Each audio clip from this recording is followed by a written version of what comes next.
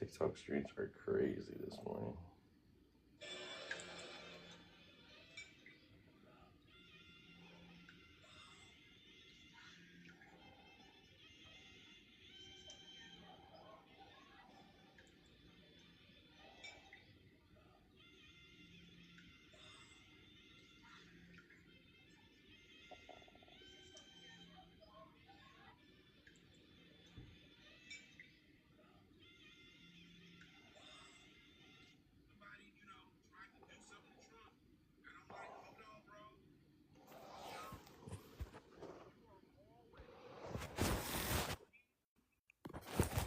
What's up, Vibes? What's up, Boyd? Long time no see, huh? Yeah. I'm trying to remember. Yeah, no, I was busy with school or whatnot, man. I just had to lock in. Yeah. I'm trying to remember who you are, Void. I just had a bad Oh yeah, memory. yeah, yeah. I'm from Ethiopia, remember? Oh, okay. Well, welcome Yeah. back. Welcome back, bro. Hey, bro, I was just in that live that you were just in. You know, I happened to just stumble that. Oh, Oh no my way. God, the ignorance in that shit, dog. I was like, oh my God, I can't believe none of that. Tell me about it. Tell me. Is it the one that they were trying to tell that girl Yeah, what FBA was? yeah. And then that loud chick, I forgot her name. Oh, the Halo Something. bitch. Yeah, Yeah, she's just crazy. shouting. I was in her live earlier because I just Mm-hmm. hopped in, after this whole Ashley thing. Now the Latinos are online fighting with the FBAs. But Halo had a poster and it said call ICE, and she leaves a number there, and she said call them at schools, call them at their work, call them at the Bro, street vendors. do you know she's like half Caribbean? I bet she is, huh? She's half How'd you find that Caribbean. out? How'd you find When I first started TikTok, right, I didn't know what none of this FBA anything started, like, or whatever the fuck it was. You know what I'm saying? Because it was Yeah. non-existent. And then someone came up and mentioned like intro something, you know, Caribbean, and she went off on the person. She was like, I don't talk to that motherfucker. Blah blah blah. I don't consider him. I don't claim him. Blah blah. I'm FB all the way. Da da da da da. She just put So somebody brought up her past. yeah. She dated a Caribbean boy. Is that what you're telling me? No. Family, familial. Oh, gotcha. Yeah. She has family in Caribbeans, bro. That's You know what I'm saying? And crazy. she's trying to erase it and everything, but she's so loud and ignorant and obnoxious. You can't. There's only so much you can listen to the point where you're like, Yeah. I'm You know gone. what? You know what, Void? I think a lot of them do have either African roots or Caribbean roots or even Latino roots, but they won't ever say it, because they're trying to get into the Boys and Girls Club. It's Have you? members only.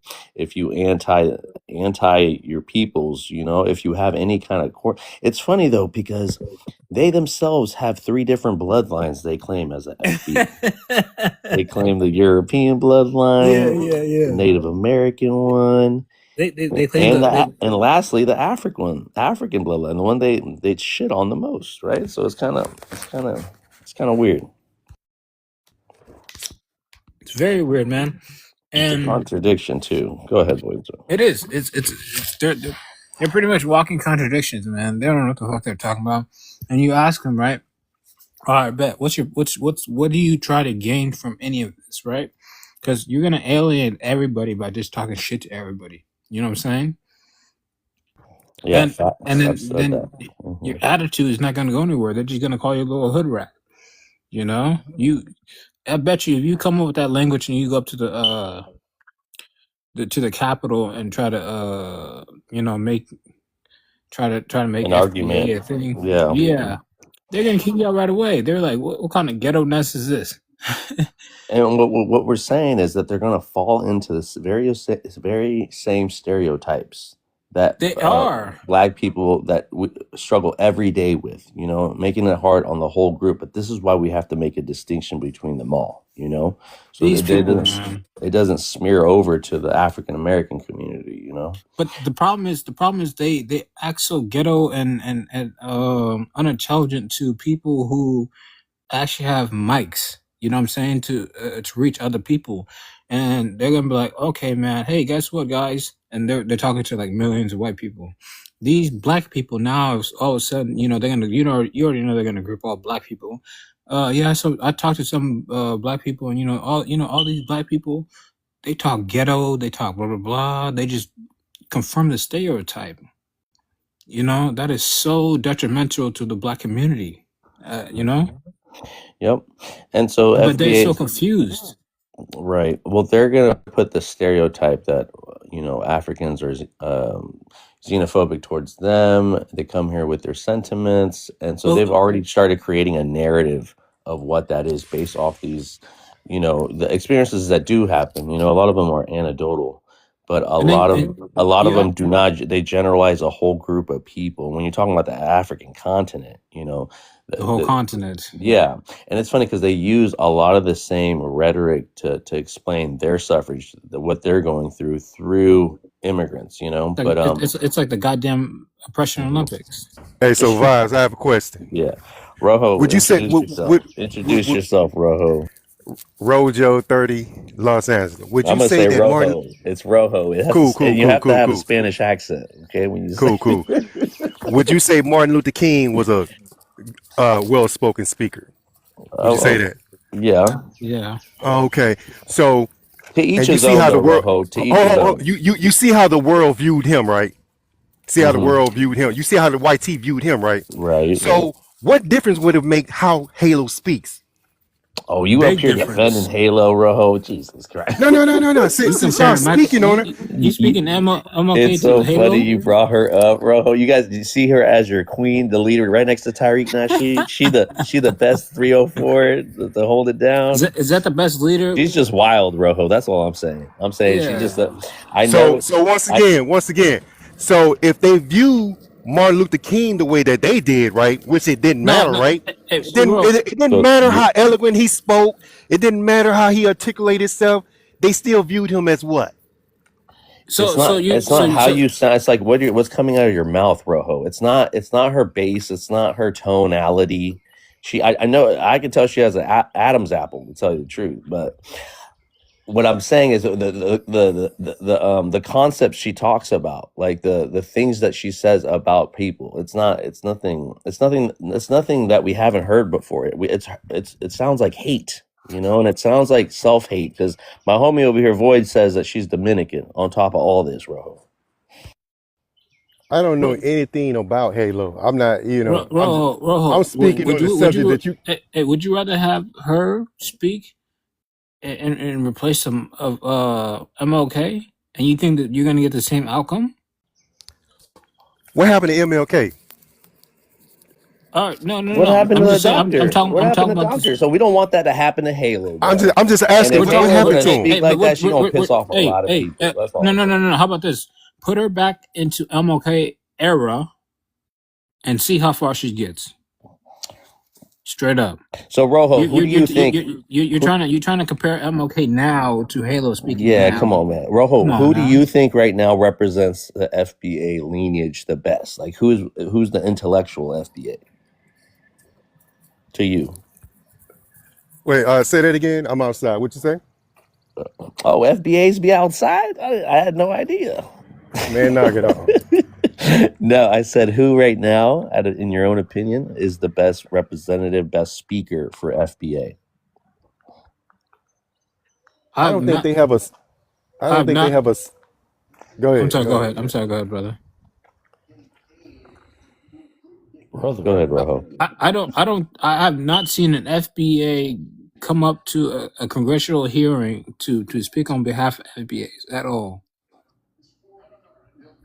At all. And you think an individual like Halo would come up to a congressional hearing talking that mess? They'll kick her out right away. They're like, yo, we don't allow that ghetto foolishness out over here. What is FBA? Is that Foundational Black Associates? Hello, this is a black space. Okay, brother, I'm black sorry. Black space is like when you bite my asshole. I know. That's why we don't let y'all in here. But you got to think about that. You know what I'm saying? Like, yo, is Halo qualified to go up to a congressional hearing to promote, aka FBA or whatever? You know what I'm saying? Are they? Is Donald Trump qualified to be president? That's not what I'm talking about. That's what I'm talking about. I mean, so you're pivoting.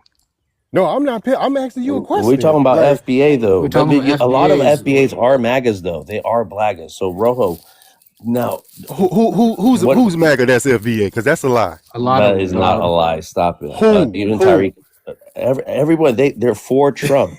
If they didn't No, they're vote for not. him, now they You support No, him haven't and they're they're done your not. doing things No, for research. they're not. FBA. That's what You I've haven't done heard, your Rojo. research, This bro. is what you guys say. This is what you guys say. Okay. Vibes. Show me one. I'm just asking one, since you say it's a lot. Show me one video where FBA has a MAGA hat on. Just show me one. Show me one video on your prompt. Just one. Show me one.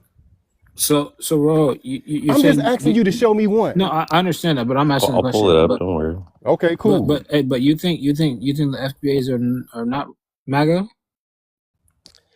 Listen, from what I'm gathering, right, Yeah. their whole thing is, if you're not talking reparations, if you're not talking about tangibles that's going to benefit the black community, No you're not getting party. their vote. No You're not getting. party. No party is gonna give y'all that. Well, that's why a majority of the FBA set out. A lot of All FBAs right, didn't cool. even vote. That's a detriment to y'all. That means you guys are losing votes. You guys are losing voices.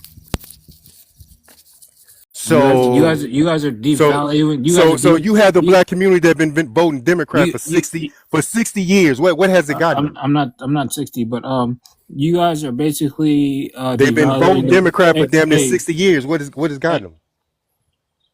you have a defeatist mindset, and I don't know how else to continue this conversation, bro. Void. I gotta step away just a little bit. Can you handle this, Rojo? Yeah. I bet you're gonna be on your best behavior, Rojo. Right? You can help out with the mods too, Rojo.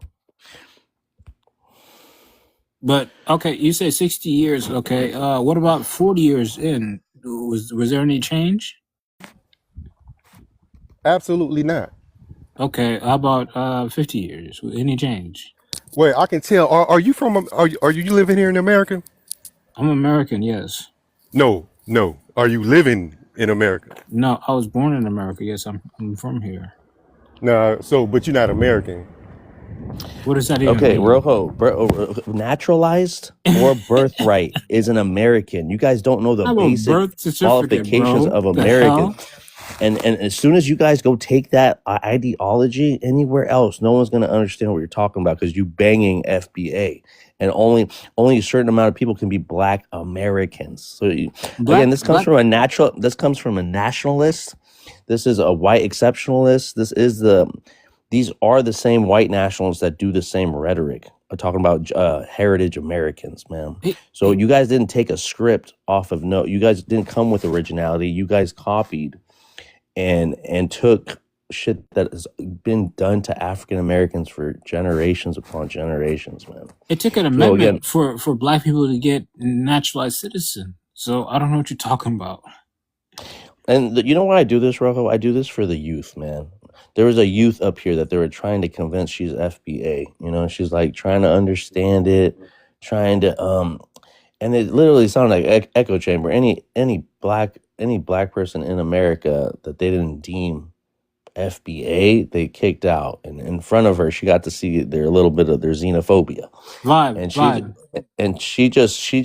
She was just there trying to understand because she knows she's talking to black people. She knows internally she is talking to, but she's not quite, because she said she's in college. She was a Marxist, and then they were telling her don't be a Marxist, and I don't agree with Marxists or whatever, but you could tell she's just still youth, impressionable kind of mind.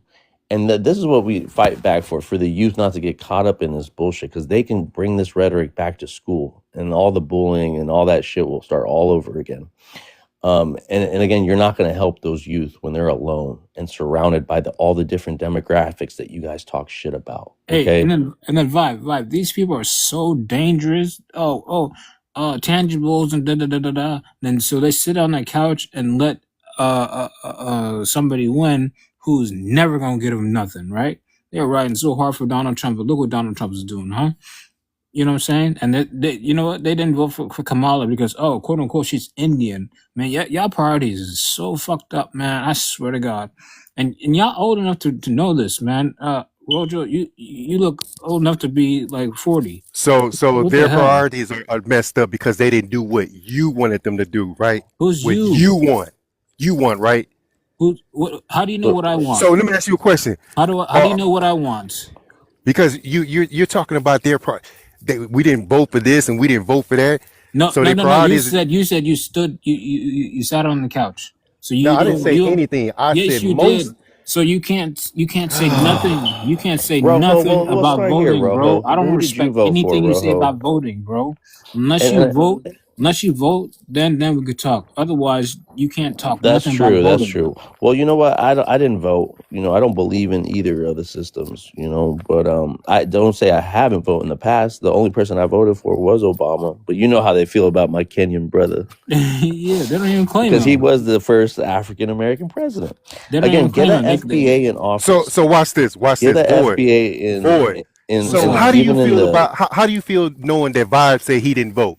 Because if I had said that, you would have had something to say. So how do you feel because about I still Vibe? said he I only said still that said the because you same had said thing. something No, about it. I'm asking him now. How All right, does he go ahead. feel that Vibes didn't vote? You're deflecting. I'm talking to Dude, you. I'm asking you I'm a talking question. to you Okay, though. I'm talking to you. Go ahead. What's up? Don't add vibes into this. I can talk to Bob in a bit, but I'm talking to you. You said specifically, yo, we don't get no tangibles or reparations and all that stuff. We're sitting out. All right. So y'all sat out, and a lot of y'all voted for Trump, and then guess what Trump's A doing? lot of Not us a did damn not vote for thing, Trump. Nobody voted for Trump like that. bro. My So Vibes, can you please I'm pull up the working on stats it. of people that I'm working on voted it. for Trump? I'm Because working this on dude it. is sitting up here lying. A lot of black people did. It was lying. Latinos who did that.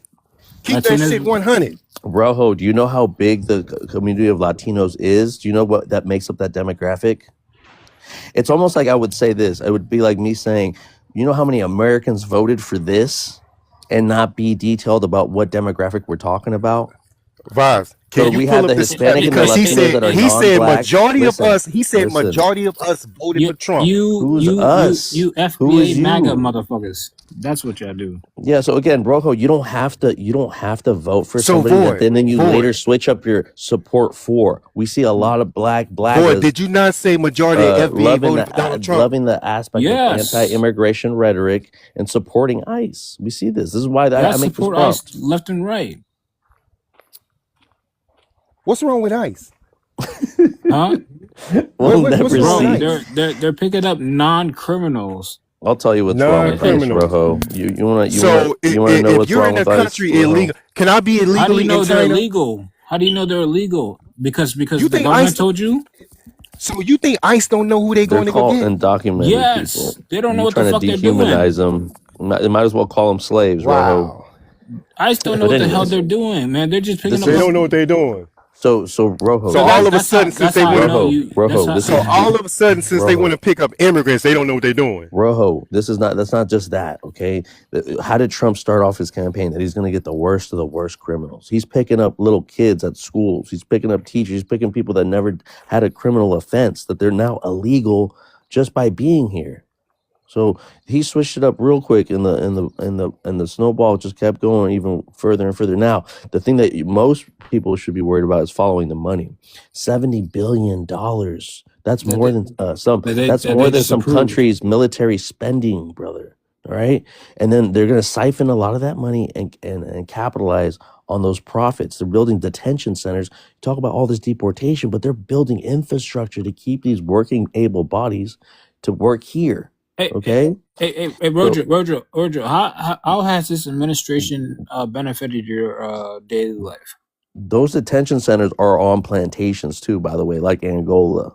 So this is why I make this parallel right here. All right. If we were illegals one time, what makes them not redefine the terms of illegality, stateless people, and supporting something that's going to be eventually turned on you? I know you guys don't like to hear that you're next. I'm not saying that. I'm saying how, but Rojo, listen. Black Americans have already been alive. Black Americans have already been detained. Maybe not deported yet, but they're still being affected by this. So that's something that people should pay attention to. Let's keep it 100. How troubled are you? I'm keeping it. Hey, Rojo, how troubled are you? How traveled am I? Yes. Where have you been? How traveled are you? Why does that matter? I just want to know. No, I'm asking you, why does that matter? I just want to know. I want to see your perspective. Nah, If you haven't left your own stop neighborhood, it. It's not a bad question. Have you left the county, my brother? Yeah. No, I never left. Have you left the plantation, my brother? Yeah. Come on, Rojo. Or your worldview on things could be limited by not leaving, because you guys say we flee. Maybe we travel. You know. So Vibes, let me ask you a question. If America is this bad, right? Let's just say, like, if I was an immigrant and everything that you're saying is true about bad. Hey, can I speak to Vibes? So Vibes, let's say everything that you're saying is true about the detention center. They're doing this and they're doing that. I'm just saying, if I was an immigrant, why would I want to stay here? Why? Why not just go back to where I can? Vibes, I'm asking you a question. I know. It's like a woman being in a bad relationship, saying that, my husband, he doesn't pay attention to me. He doesn't do this. He cheats on me. He beats me. Why would you stay in that relationship? Why? Stockholm syndrome. So again, people leave for whatever circumstances it is, right? Maybe a natural disaster, right? Something happens on that country, Rojo, right? A destabilization, that happened, right? That unequivocally fucked their relationship with that land, okay? So that's why people are free to migrate wherever the fuck they want. You don't get to decide or be a gatekeeper. I'm asking hold on now. Let me finish. Go ahead. No one gets to decide what this government allows and what doesn't allow. Maybe you can petition for it. You have a right to do that. But in this time, you can't be checking people's intentions of why they move. Now, again, people can travel. People can leave because of, like I said, these circumstances, right? But what I wanted to say to that is, if you choose to travel, you also choose to come back whenever you choose to do so, and there's nothing wrong with that. So when we say people fled the South to get away from their bad issues going on in the South, they fled to other states, so that's a form of leaving. But like I said, birds, animals travel without any border restrictions. They leave and they roost. They come back home to roost. You heard that saying. So if there's that free movement, that's how it's okay to move around. It's good to see grass is greener on the other side. That fucking saying, right? So all these things still land home of why people move and travel. And so right now, this is what I'm saying. We're hopping on the bandwagon of this anti-immigration rhetoric, bro. And it's not in your best interest to do so, because they're going to restrict all of our movements if we let them do it to a group. Now, yes, get the criminals out, get the people that really matter, which is them at the end of the day, which is them, the person in the least qualified dude that's running the show, So definitely, I just think we're paying attention to the wrong things. But I land on that. Listen, I'm not a big fan of the passport bros, right? But one thing I would give those passport bros is this. When they go to these countries, whether it be Thailand, Vietnam, and they go there, right, they immerse themselves into their culture. They're not in Thailand talking about how great America is, how great California is. They're in Thailand bigging up where they are. They're not complaining. They're not saying, oh, the king or whatever, the prime minister, he's this, he's that. They're not there bitching. They went there for a reason, right? You never see them complaining about the spot that they're at. If they're in Brazil, they're having the best time of their life. They're bigging up Brazil. They're shopping in Brazil. They're waving the Brazil flag. They're not in Brazil waving the American flag, bitching about Brazil. It's only you immigrants that are in America bitching about the system. You know about the system when you got here. Who's the immigrant? When did Black Americans become so patriotic, Rojo? Hey man, when was that? Because I always remember they rebelled against this government. Of the United States. I can criticize whoever I want, when I want. Exactly, that's part of our free speech, Rojo. Did you forget? Did you forget one of our amendments? I'm talking about the immigrants, the one that you were talking Rojo, about. You sound like a communist. No, I'm talking about the ones you're talking about. So if I go to China illegally, yeah, they're gonna kick your ass out. You're not a Chinese national. And I get to China and I'm bitching about I'm illegal. You're not a Chinese national. You are not a Chinese national. They'll kick your ass out right quick. So again, Rojo, I Yeah. think what you're The not hell? paying attention to, Hey, man. everybody bangs their fucking flag here. You're allowed to it.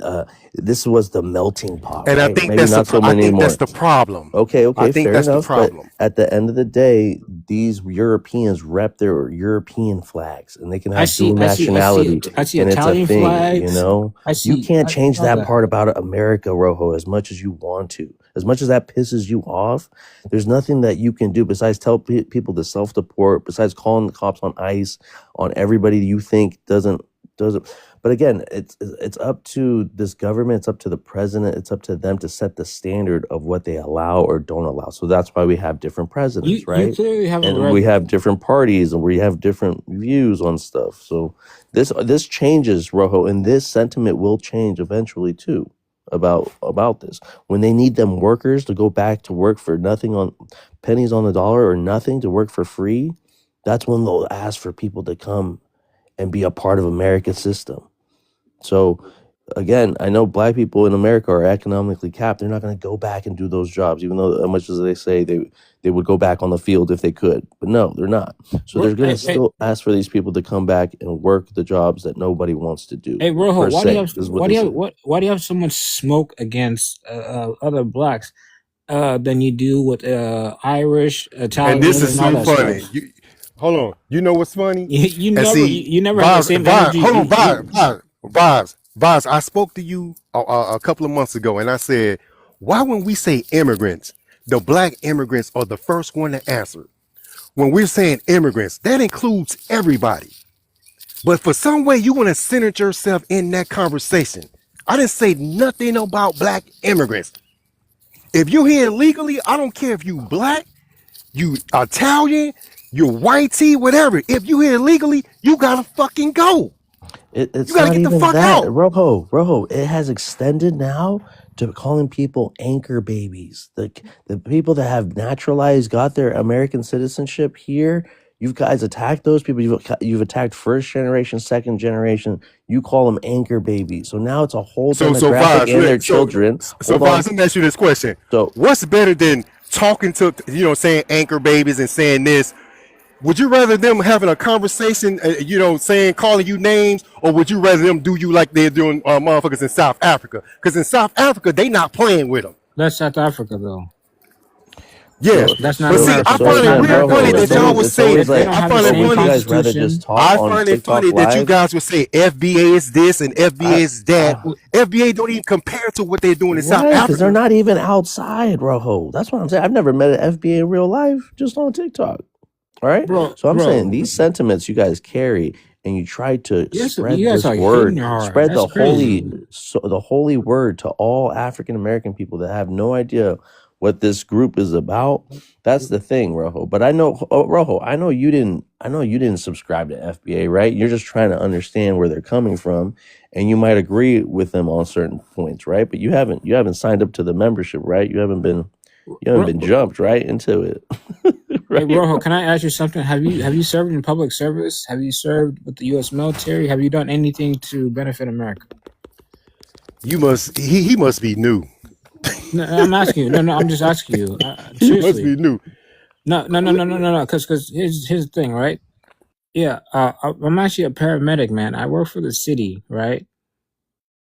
And I help pretty much damn near everybody, especially in the black community and stuff like that, right?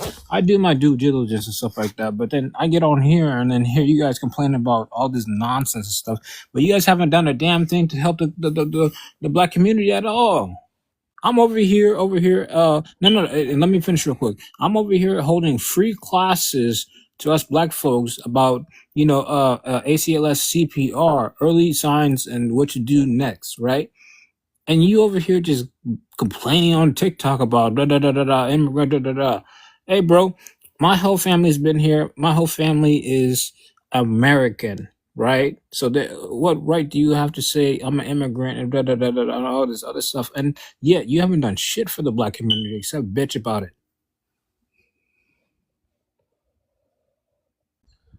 Once again, right? And how old are you anyways? I came up on the prompt. I came up in the room and spoke on the prompt. I'm not in here complaining. I'm talking about you. You're the one that's up here complaining All about right, FBA. let's I've You're speak never on the seen complaining any prompt about then, ICE. Rojo. Let's FBAs. speak You're on the prompt then. But if you were to say something, Rojo, about what you do in your community, what would that be? Because if you guys are this online and this is how you want to spread the good word out here, you know. But That's either way, I crazy. don't want to get into your personal life. You know, I ain't trying to We dox spoke you or about anything. this many times. We Have spoke we? about this many. I speak Yes, to. you and the guy that's what's his name, Olawa, whatever his name. Yes, we had many conversations. It's funny Oh, that you hey, acting Tether. brand new right now. That's fun. No, I know It's you, Rojo, but I don't. it's You funny think that you acting You brand guys new think right you now. all know me? It's funny. All you guys think you personally know me. I swear It's to funny God. that you acting brand new right No, now. no, I'm not. But I don't know what I forgot what you do. But you don't have to, bro. I know how Vibes, crazy I'll it be right is on back, all TikTok. right? I wouldn't do that to you. Hey, But Vibes, I'll be right back. but let's speak on the prompt then. Let's get back to the prompt, Rojo. What about the prompt that you see? Do you want to answer one of the questions or something like that, or what is it that throws you off about this picture? Hey, Vibes, give me like 5 minutes. I gotta go. Okay, well, go ahead. All right. Because my whole angle with this is to see the parallels, you know. But FBAs get a little mad at me, a little touchy when I make parallels between when we were illegal in the States and what they did, how they kidnapped, unalived, and brutalized. We needed papers. We needed to know what plantation you were from, all that stuff, right? I have that sign that says no dogs, no Negroes, and no Mexicans. That's an early 1900 sign that was put out in Texas, El Paso, Texas, okay? So at one point in time, we were all included in this illegal, I can't say the term, being illegals, right?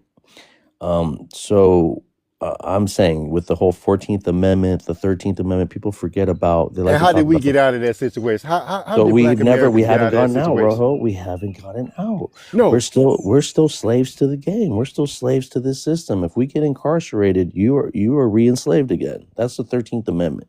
You're so concentrated on reinterpreting the 14th Amendment that motherfuckers forgot about the 13th Amendment. So that's why I have the We the People Constitution, and you letting Donald Trump doing this and make you guys believe that he did this for the children of slaves. Come on now. So if he could do that, what else could he do? And right now he's got you biting because he made the difference between African Americans and Black Americans, and he's over there kiki ha ha, and y'all really fall for the okey doke. You feel me? But yeah. So I make connections. I make connections between those two things. This is why I'm grounded in this thought about how it's the same shit to me. You know, it might not be to you, but I hear. Rojo, let me introduce the new guest, Joel. Joel, if you want to introduce yourself with your race, your ethnicity, where you're from, and if you have any thoughts. American, New Jersey, live in Philly. All right, welcome to the panel. Yes. At what point was the enslaved ancestors considered illegal, or just the word illegal? So when the proclamation, right, and then slavery was deemed illegal. So anybody that was smuggled in, that these Europeans smuggled in, right, or had to, the insurance purposes, you know, they dumped a lot off the boats for these reasons. So those are the people that were deemed illegal. Those were illegal slaves at that point because they were not allowed to come into the country. Kind of like what they're doing to immigrants now, right? They closed the borders up, and now it's illegal if you cross over. But it wasn't at one point. So bringing slaves over wasn't illegal until it was deemed so. And then everybody that came into the States or smuggled in or brought here by slaveholders, you know, on the DL under the table, those are the ones that became illegal. Oh, okay. So the slave owners' activity, which was illegal, basically made the slaves illegal, is what you're saying. Yes. So exactly. At what point did history say that those people were illegal? Like legally, like what point in history did the government say, you see, these guys who brought these illegal slaves over, their property is illegal too? At what point did they deem those people illegal? I've seen it on plenty of different signages that I'll try to find it. But again, you're getting stuck on semantics, because illegality is just a term that is not allowed to be done, right? So I mean, what did they not deem us illegal with vagrancies and black codes and Jim Crow? All that shit, No, just by existing, Joel, you were illegal. Okay, you're talking about disenfranchisement, right? So if that's the case, that's a different word. That's a different word. Okay, but if the slave owners brought these people over and those people were illegal based on slavery being illegal, would the same thing be applied today for people that are crossing the border illegally? Would they be considered illegal? So this once upon a time, Joel, this was Mexico, California, Arizona, Texas. Yeah, right? not New Jersey. So these people weren't even brought here. These people weren't brought here. Okay, these people were already here. No, I understand. I understand when you say California, New Mexico, and all of that was Mexico, but right, that has nothing to do with New Jersey. Nothing at all. New Jersey has never been Mexico. Never. Well, you guys, the 13 colonies, right? None of that you was want to claim Mexico. from Jamestown, right? That's what you want to stand on. That's what you want to. No, what I'm saying is the history of Mexico, right? As when you're talking about California and Texas and all that, I understand that, right? Yeah. But that has nothing to do with the East Coast. You understand what I'm saying? Yeah, I hear you. So this is probably where the jurisdictions may. And as far as I'm concerned, cross paths. They lost it. They lost it in the war. I mean, right. So again, yes, I agree with you. Right, and the Spanish versus the English too. If it wasn't for Haiti, you guys wouldn't. If it wasn't for Haiti being the first Black republic, you guys wouldn't even have got. Not you guys. I'm saying those people that purchased Louisiana, right? Wouldn't have even got that. Shout out to Dr. Umar for reminding all of us that. Yeah, but your favorite Pan-African. Yeah, but I don't, subscribe to Dr. Umar and his, No, Joel. He was just giving you. He was just hold on. It was just a history fact because the person that was bankrupt, whoever owned Haiti, had control over. I think it was France. Yeah, so France had had bought a lot of property here in the United States. The Louisiana Purchase. Right, Louisiana Purchase. Thank you. Okay, so that's what I'm saying. I'm saying all these things came about. They unfolded. Now you guys are getting stuck on who has control over now. America does, so that's what matters. And so this is the patriotic part that I just don't understand, because anything is fluid, anything can change. Things can change with the government, things can change with policy. And so I don't like to say just because this current administration is doing what they're doing that I'm going to validate that, and I advise you guys not to do so either, and to jump on that bandwagon to do that. Yeah, but being proud of America, does that mean we're validating the current administration? Being proud of America, so now you choose to be patriotic. What a convenience! What a convenience when this current administration is doing what they're doing. We not been? I think when you think about patriotism, you look at it like the MAGA people, right? But sometimes patriotism just is this not is where necessarily. But if I were to say this, Joel, that I thought being a patriot is a melting pot, and people come from all over the world, and this is what makes this America great, you'd be like, well, that's not what I think. No, that's not what makes America great. Well, there you go, Joel. There you go. So everybody has their own interpretation of what being patriotic was, and in different administrations and different eras, there was a general thought about what that meant, and people were on the same page. Obviously, it splits off. Go ahead. Right? Somebody, right? Like they say, everybody doesn't have the same end goal, right? So a Mexican American may have a different sense of patriotism than a white American or a Black American. You understand what I'm saying? Yeah, most definitely. So it's like we don't have to all have the same end goal. So we're all not going to have the same sense of patriotism. Okay. Like I know what you mean about the government doing bad things, but I understand that. But nobody never talks about the good things. It's like Right, but the good things for who, you know, and for what groups, you know what I For mean? all So people, moron. to Anyone who each works is with to a each job. his own. To I each can his tell you own. for my group, I can tell you the good Tell us things. for your group, yes. You know, Right. my group has created a lot of millionaires. That's a good thing. Yeah, but You talking that's about not the what we're African talking about, American bro. community, Joel? Or Not That's just the African someone's. American, all communities. I think a lot of people have raised themselves out of poverty. Yeah, you gotta work hard to be a millionaire, dude. Like you think that if you're not No, working you hard, don't you're have just to gonna work hard to be a millionaire. wake up and Cookie, become a Cookie, they've millionaire. been Cookie, they've been okay. You don't have to mute them. Joel's been okay, and Rojo too. I want to keep this. I want to keep this without going back and forth. Okay, if No, that's I'm fair. just saying, like, I'm just saying, like, right? When me personally, I feel funny about, let's say, working for ICE, trying to kick people off the land for the people that stole the land. But when I see pictures like this, I'm looking at it like, when you talk about FBA, right, you're talking about somebody's lineage. You may be trying to make it into a group, but you're actually talking about some lineage. So when I see pictures like this, I'm thinking like, well, maybe we shouldn't care. Maybe we shouldn't care. They don't care. And this is what I incite. This is why I'll incite it, to get you guys on here, you FBA so-called lineage, because again, I'm this not lineage, this FBA. bloodline. I'm not FBA. I'm not FBA. But what I'm saying is, But you're when you speaking try for to them, make, Joel. You're speaking yeah, for because I'm them. part of that lineage. Okay, That's well, what there you you understand. go. You already subscribed without even being fully committed, Joel. So It's here, not a group. What I'm saying is, okay, it's a group to you. It's not Tariq to me. Nasheed doesn't want it to be a group because he will Tariq fall Nasheed for is not everything the. that's accused to it. What I'm saying is, Tariq Nasheed is not the only elder that talks like him. It's people that came before him that spoke like him. But So what I'm we saying don't is, see those people though. Like we So see the Tariq you're not Nasheed, the supposed to. comedian. You're again, not again, supposed again, to. again, this lineage that you guys claim is It's just three different bloodlines. It's three different. Hold on, listen, Joel.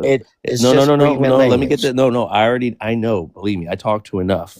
And in the general consensus is that they come General from three different consensus. lineages. Three different lineages: the European lineage, the Native American lineage, and lastly, the African lineage. The Well, one they maybe the one we they got talk the different. most shit about. See, that's what I'm saying. We So got those. different. So We are you got saying different that those meanings. elders are cowards? They can't come out and say Listen, No, that. I'm gonna there's say this nothing real. foundational I'm about gonna say having all this those real mixes. simply.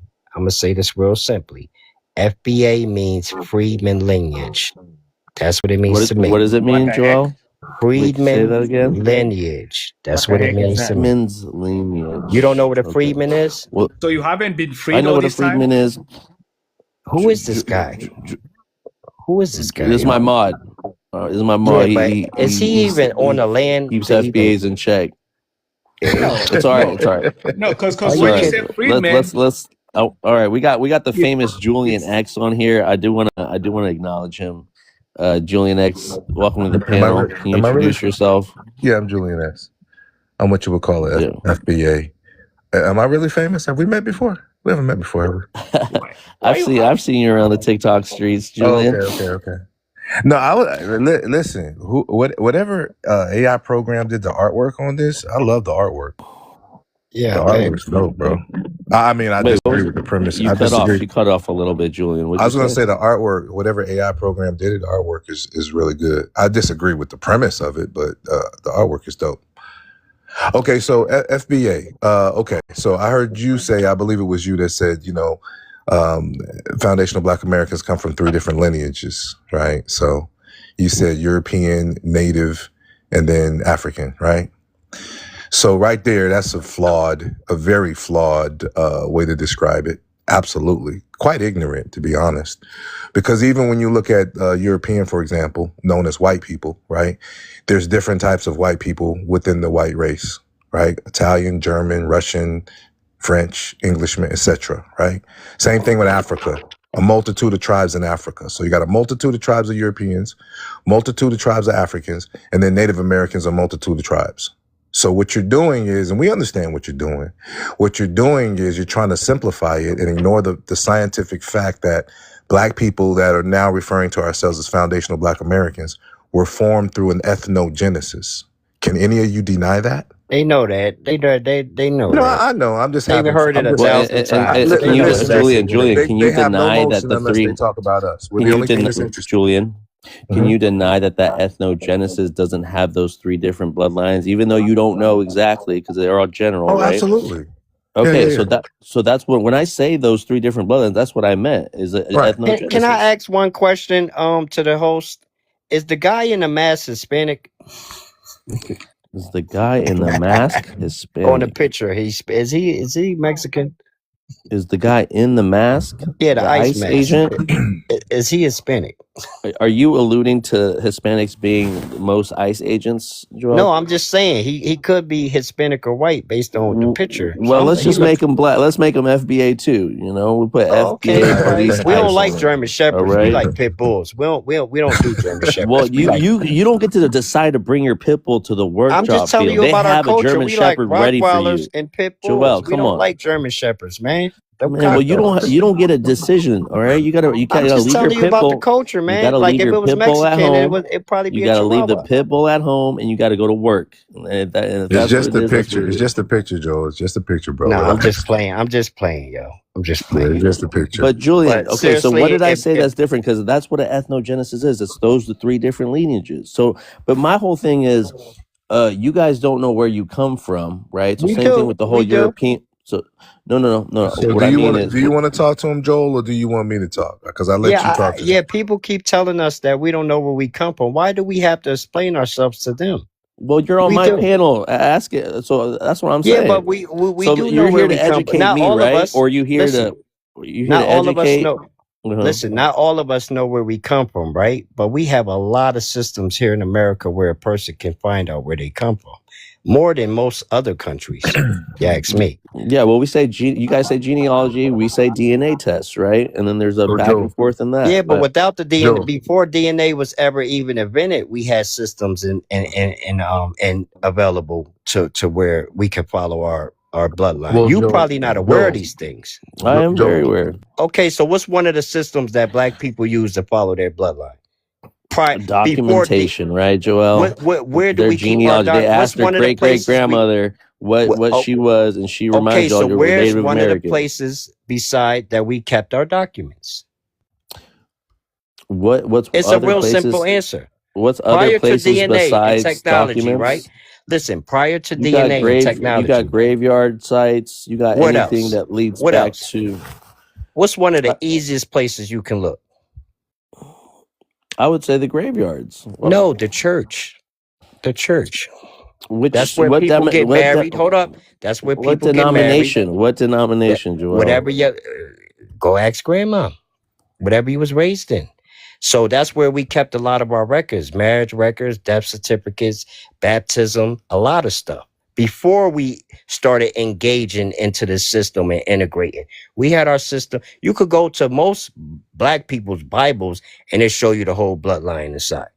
Grandpa name, great grandma is there. We had systems in place prior to us integrating for us to keep records. Well, these are still And the church, systems under the Christianity. This is still under through. I don't know how to put this because even the names and all that. I mean, these are the names that you take on now as your own. You know, Malcolm X always said, you know. But either way, let Julian. Julian, did you want to say anything else before I open up the panel? I got Cookie here. Okay, me and Cookie's my mod, and he checks all these outrageous FBAs that come on here, and they have is Cookie even in America? They have no control. No, he's my African brother. You guys better respect him. Oh my God, man! He will get on your ass. He is. Has Cookie? Have you ever been to America? Hold on. Let me get through Julian. Give him the respect if he wants to address anything else before I open up the panel, and it might get a little crazy because Cookie be, and I don't share everything that Cookie's sentiments are. Okay, but I do support him. Julian, is there anything else you want to address? Yeah. But before I say that, and Joe, respectfully, don't interrupt me, bro. Okay, you're not helping me. What? Don't interrupt me. Don't interrupt me. Yeah, Joel, come on. Be respectful. Be respectful, Joel. Because this is your own FBA. This is your FBA brother, Joel. I can be disrespectful in return, but what you're doing is you're feeding into their agenda. All right. So I let you speak. I heard your argument. I'm going to speak. They can interrupt, But don't you interrupt me. Can we have that understanding, Joel? We can have that understanding. You did it two times already, bro. Listen, listen. We can have that understanding. I won't interrupt you, but don't test me because I might want to see what it looks like when I do. Well, what does that mean? Okay, you can go. Yo, mean? relax now. I'm not going to find out, now. Julian. Julian, I want you before you get into it. We do have pussies in our lineage now. Listen, I can tell you're a buster. The most you can do is curse at the. I can tell you're a buster. How can you tell I'm a buster? Because I'm being respectful. Because you're insecure, bro. Why am I insecure? Because I interrupted you on 2 occasions, and I asked you nicely not to. I said okay, and I wouldn't. Okay. So why? So I'm now a pussy let me go forward. Yeah, I could tell. What's going to happen if I do? How about that? What's going to happen? We good. Nothing's going to happen. Nothing's going to happen because you're not going to do nothing. Because you're not going to do nothing, bro. I'm not going to do nothing. You sound like you going to do something. Well, if necessary, absolutely. Like what? But that ain't the point. That ain't the point, bro. That ain't the point. Come on, bro. That ain't the point. First of all, put some goddamn bass in your voice when you talk to another man. I don't have no bass in my voice. Bitch. You sound like a bitch. The grandbaby. I don't want to wake the grandbaby up. I don't want to wake the grandbaby up. See, you're a grandfather talking like that. Yeah. I know you can't. I ain't say it was my grandbaby. I know you can't. The grandbaby. Okay. You always got something to say. You always got something to say back, like a child and shit, bro. Now let me just get to the point and address this serious issue, bro, because what you're doing is you're feeding into the ignorance, bro. Even though I agree with most of what you said, you don't know when to shut the fuck up. Okay, all right. Okay. Now you cursing at. Now you cursing at me though. Well, I didn't curse. Well, you know. I didn't curse. Jiro is a coward. Yeah. Well, I don't. But we talk about maturity. You're cursing. I don't believe that's against community guidelines. But let me get back to the point because you're helping them get off the point. FBA is foundational Black Americans, just like any other race of people, are a specific ethnic group within the Black race. Can anybody deny that? We're Black people, but we're race. No, not you, bro. Not you. Yeah, Julian. Sit down and shut up, bro. So, Julian, I've never heard it as a race of people. This is the first time from you. I've heard it as an ethnicity. No, Black people in general, like white people, Black people, Asian people. Right. So I've never heard FBA being a race. I've heard Black people being a race, right? And then all the different groups and ethnicities within Black. Right. That's exactly what I'm saying is, let's take Africa, for example. Black people, sub-Saharan Africa, Black people. There's a multitude of tribes. There's a multitude of ethnicities, right? Okay. Black people, Jamaicans are Black people, most of them. Haitians, same thing, right? So what I'm saying is the same way in other races, let's say Asian, for example, you have Chinese, Korean, Vietnamese, Thai, etc. Right? White people, you have different ethnicities in the white race, right? I got you. As Black people, you have different ethnicities. The foundational Black American is a different ethnicity than, say, the Nigerian from the Igbo tribe, or the Haitian, or the or other Black people who experience their own ethnogenesis in their homeland. Well, Black people in America not only experience an ethnogenesis, but a unique ethnogenesis, unlike anything in the annals of history, because of hundreds of years of a unique situation, which included selective breeding process within the plantation system. There was a selective breeding process for not 10, 20 generations, hundreds of years. There was a selective breeding process along with the grape of various Europeans, whether it be French, whether it be Spanish, Portuguese, or English, as well as natives that were already on this part of the world. A unique people. And this is why, when it comes to Black people, we have been the face of Black excellence globally. We have. And a lot of these issues are coming from really mere jealousy. We're used to that in America. We're used to jealousy. So as far as the prompt is concerned, let me address that real quick. Foundational Black Americans are Americans. By law, by history, by ethnicity, by defending this country, dying for this country, building this country on every level, and giving this country its soft culture, right? So when you say protecting our borders, that is us as citizens. And the delineation is saying, wait a minute, we're not like Barack. We're not like Kamala. They didn't experience what we experienced, but somehow when they come over here and run for office or whatever, They want to attach themselves to our legacy, our history, our struggle, as is something good to be the first black president. No, you're the first Kenyan's father. Sorry, thank you for your submission. We have somebody new on the panel. Void, please introduce yourself and address the prompt. Thank you. Hey, what's up, fellas? Did you just cut that man off while he was talking? Who? I'm totally fine with that. Y'all get my point. He's the mod here, but I do want to say Void has He's the mod. I want to hear. Hold on, Cookie. Let me come back. My bad, Julian. Go ahead. No, Julian. I think Julian was almost done, but No, you got the point. You guys can continue. I get the point. And I think that each FBA has their own interpretation of what that means to them, you know. But you gave an overview, which I think is fair enough. There might be some things that I won't ever understand, you know, because I myself am not a foundational Black American, right? And so, but with that, Julian, I do want to hear your thoughts on this whole like the cosplaying and stuff. A lot of these illegal immigrants, the ones that we're calling illegal right now, maybe we would say the Somali community and that side. Advice before you go. It was only until the 13th Amendment before African Americans were considered citizens. And so, yeah, that's another aspect of That's it, correct. about being okay. That's what I was going to get to. Thank you, Void. So this American aspect, being American, you know, you would say maybe through bloodline, others say naturalization, others say birthright, right? So these are all these different ways of being American. What is true to what current administration is, how to prove your. When I hear American, I hear patriot, you know, and like I was explaining to Joel earlier, that meant something different for everybody. You know, some people thought being a patriot was having all the different nationalities here in America and being great.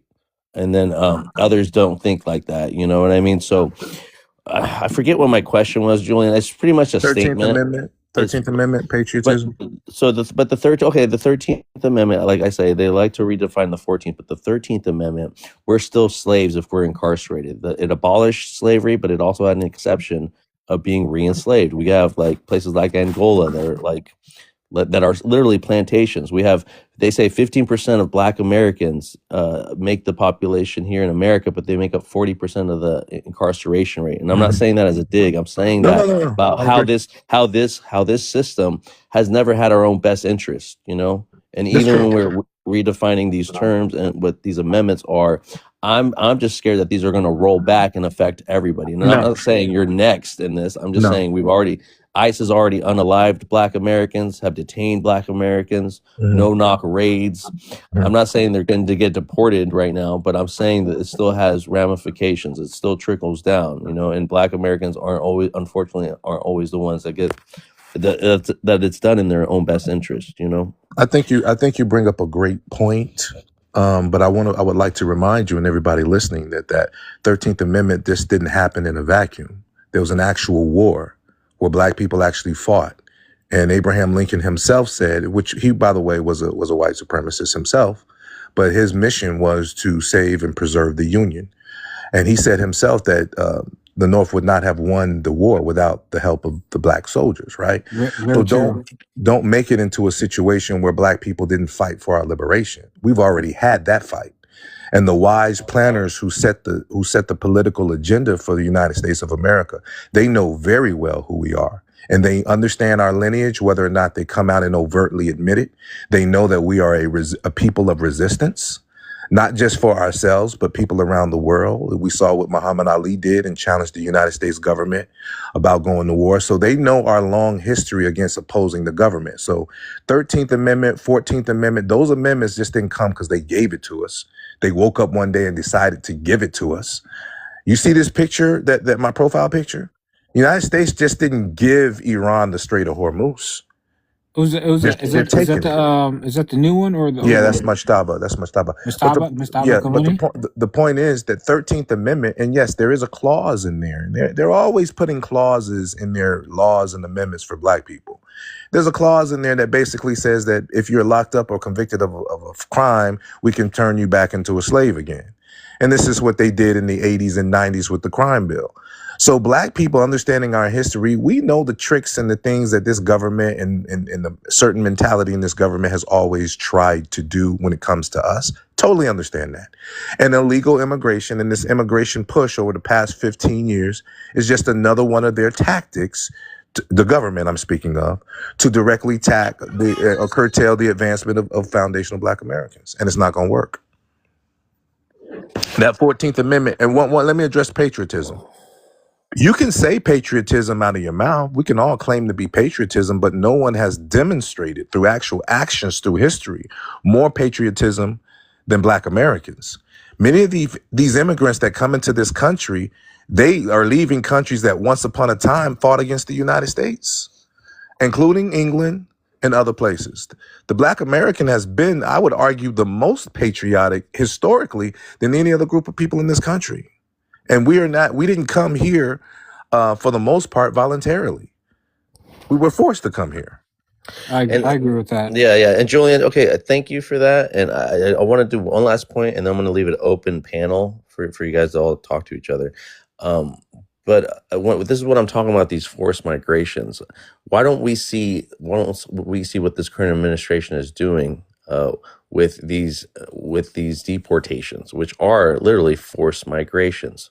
People are forced to, you guys call fleeing, from these destabilized countries, these war-torn countries. And that's a type of forced migration. I don't see why that sentiment can't get passed down along.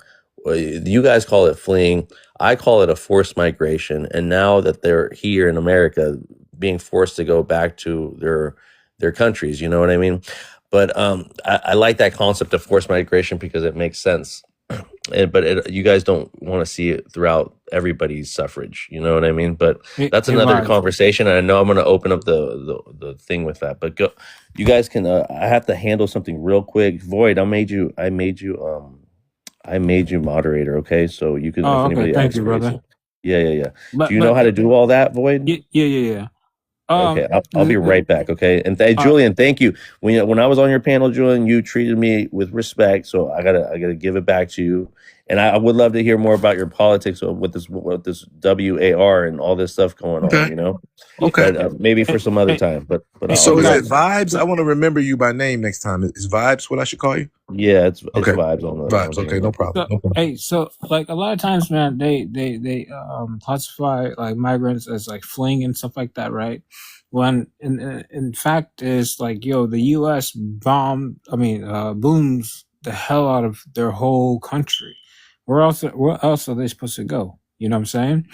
And then when America opens up their arms and welcomes them in, you guys, not you guys, but they get welcomed in and everything like that, right? And they get called fleeing. But I mean, you're in a war zone getting boomed left and right. I mean, where else can you go? And then I hear understand that. Are you from Africa? Where are you from, sir? I'm sorry. Oh, me? Ethiopia. But I'm American, yeah. Oh, beautiful place. The only country in Africa, I believe, that wasn't colonized. But absolutely, yeah. but yeah, it baffles me sometimes because like, you guys, not you guys, but like the U.S. pretty much destroys the whole infrastructure, everything, to the point where they have to flee, or else they will be unalived due to nutrition, and water and everything like that, right? And so when they do come here, right, they're happy as hell.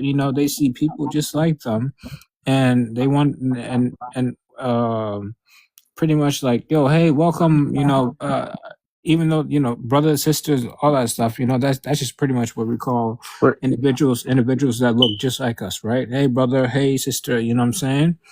And here's the problem with that. And then, no, hold on. And then the thing is, so a lot of them, and I'm not saying all of them, right? A lot of the Black Americans, right? They embrace, it's like, I know what happened, man, and everything like that. It's all good, and they pretty much kind of like tutor and be like, hey, man, this is how it is over here in America.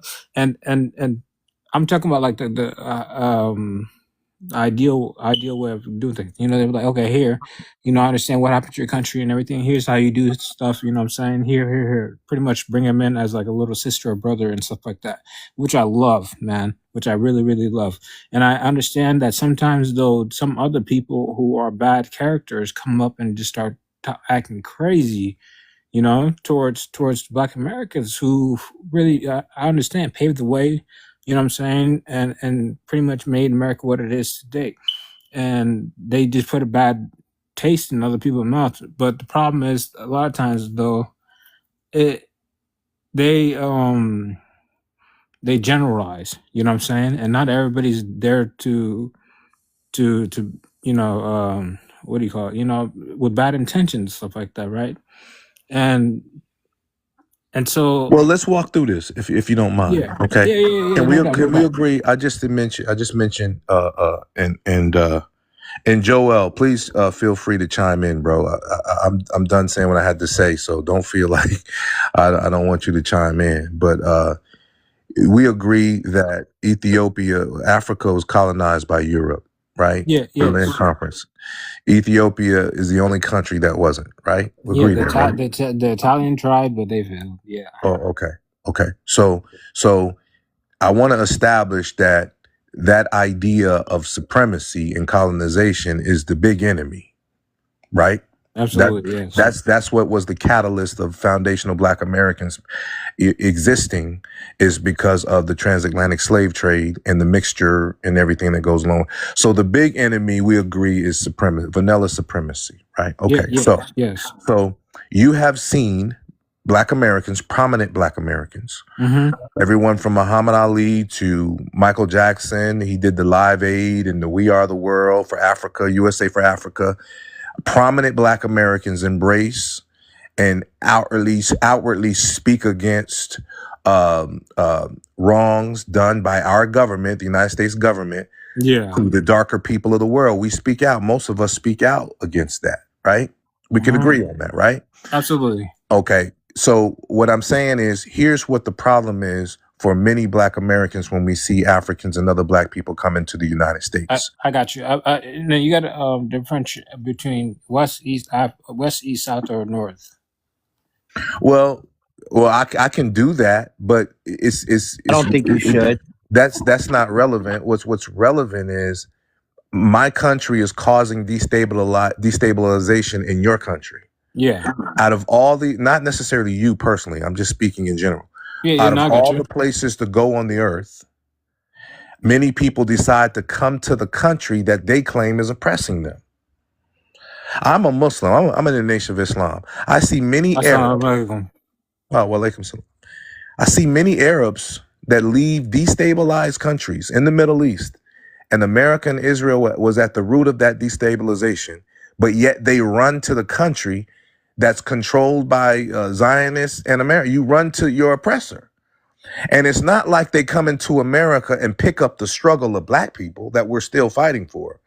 No, they come in and they assimilate with the oppressor and allow themselves to be used as a tool against Black people. Arabs, for example, claim to be Muslims, come into the Black neighborhoods and sell Black people alcohol and pork. But that's the Arabs. That's Arabs. No, I'm just using them. I'm just using them example. I can use the Somalis. They're getting help up in Minnesota to do all the things they're doing too. These are not illegal immigrants. They're being allowed to come into most of them are not illegal. We're not talking like the Hispanics that come over the border. We're talking about the Africans who I believe a part of our government is purposely bringing Black people into America to muddy the waters and say, oh, look, she's Black, he's Black. That was the purpose of Black people saying, wait a minute, we are Black, but we are not the same. We don't come from the same history. We didn't run from this is a very important point. We fought the oppressor. That's why you're here. We fought. We never fled our homeland. And when we left the Harriet Tubmans of the world, we came back. I get you, but when you're getting dropped JDAMs and troops coming down and just unaliving people, man, that's a different type of fleeing, bro. No, bro, I can't accept that. you're fleeing. And we shouldn't accept that. Yeah. No, nobody should accept that at all. But like, yo, if you were put into that war zone where there's just, I want to be TikTok friendly, but when pew pews just going, left and right, you know what I'm saying? Where you have parents just all of a sudden just get blasted on and stuff like that. You're on. Then you fight. Then you look at what the Palestinians did. You fight to the death. I can't. That's a genocide. But you can't. Listen. There's a lot of genocides that went on in the United States of America. I can't listen to an African, not necessarily you, but anyone coming from a place where you outnumber the enemy 8-9 to 1 sometimes. But you got to recognize that the technology that they have that the others have. You know what I'm saying? Technology doesn't win wars, bro. Yes, it does. Yeah. So machine guns and tanks don't. No, bro. Look, you're watching Iran right now take on 2 nuclear superpowers and backing them the fuck up. You got to. But the thing is, though, there's no ground troops in Iran. There's air superiority. You know why? You know why there's no ground troops? The mountains. Because America's afraid to do it. No.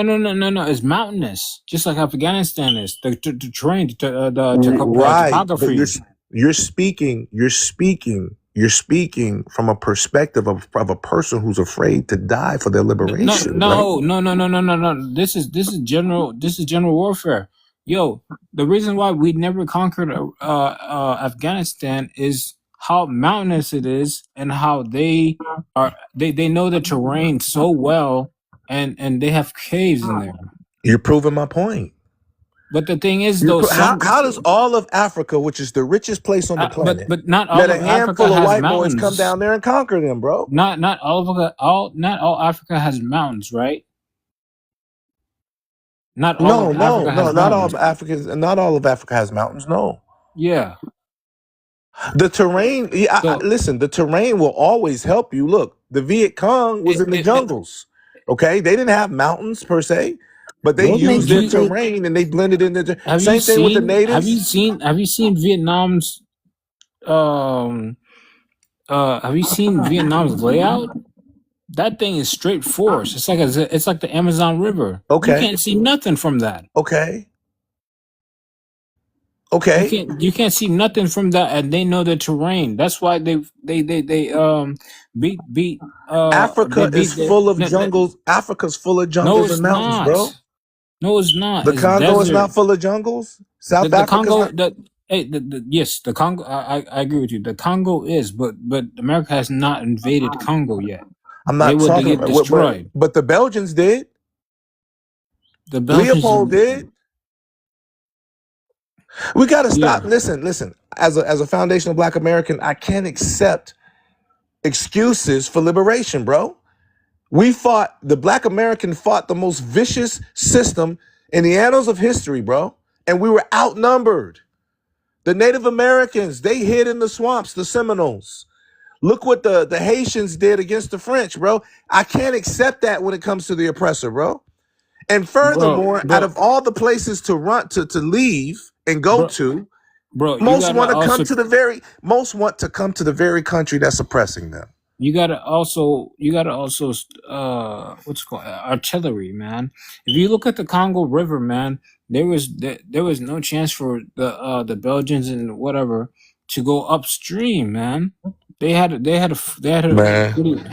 The problem with Africa is most Africans are cowards when it comes to the Europeans. That's just what it is, bro. I can't even say coward. That's disrespectful, bro. Man, that's just the truth. I can sit, bro.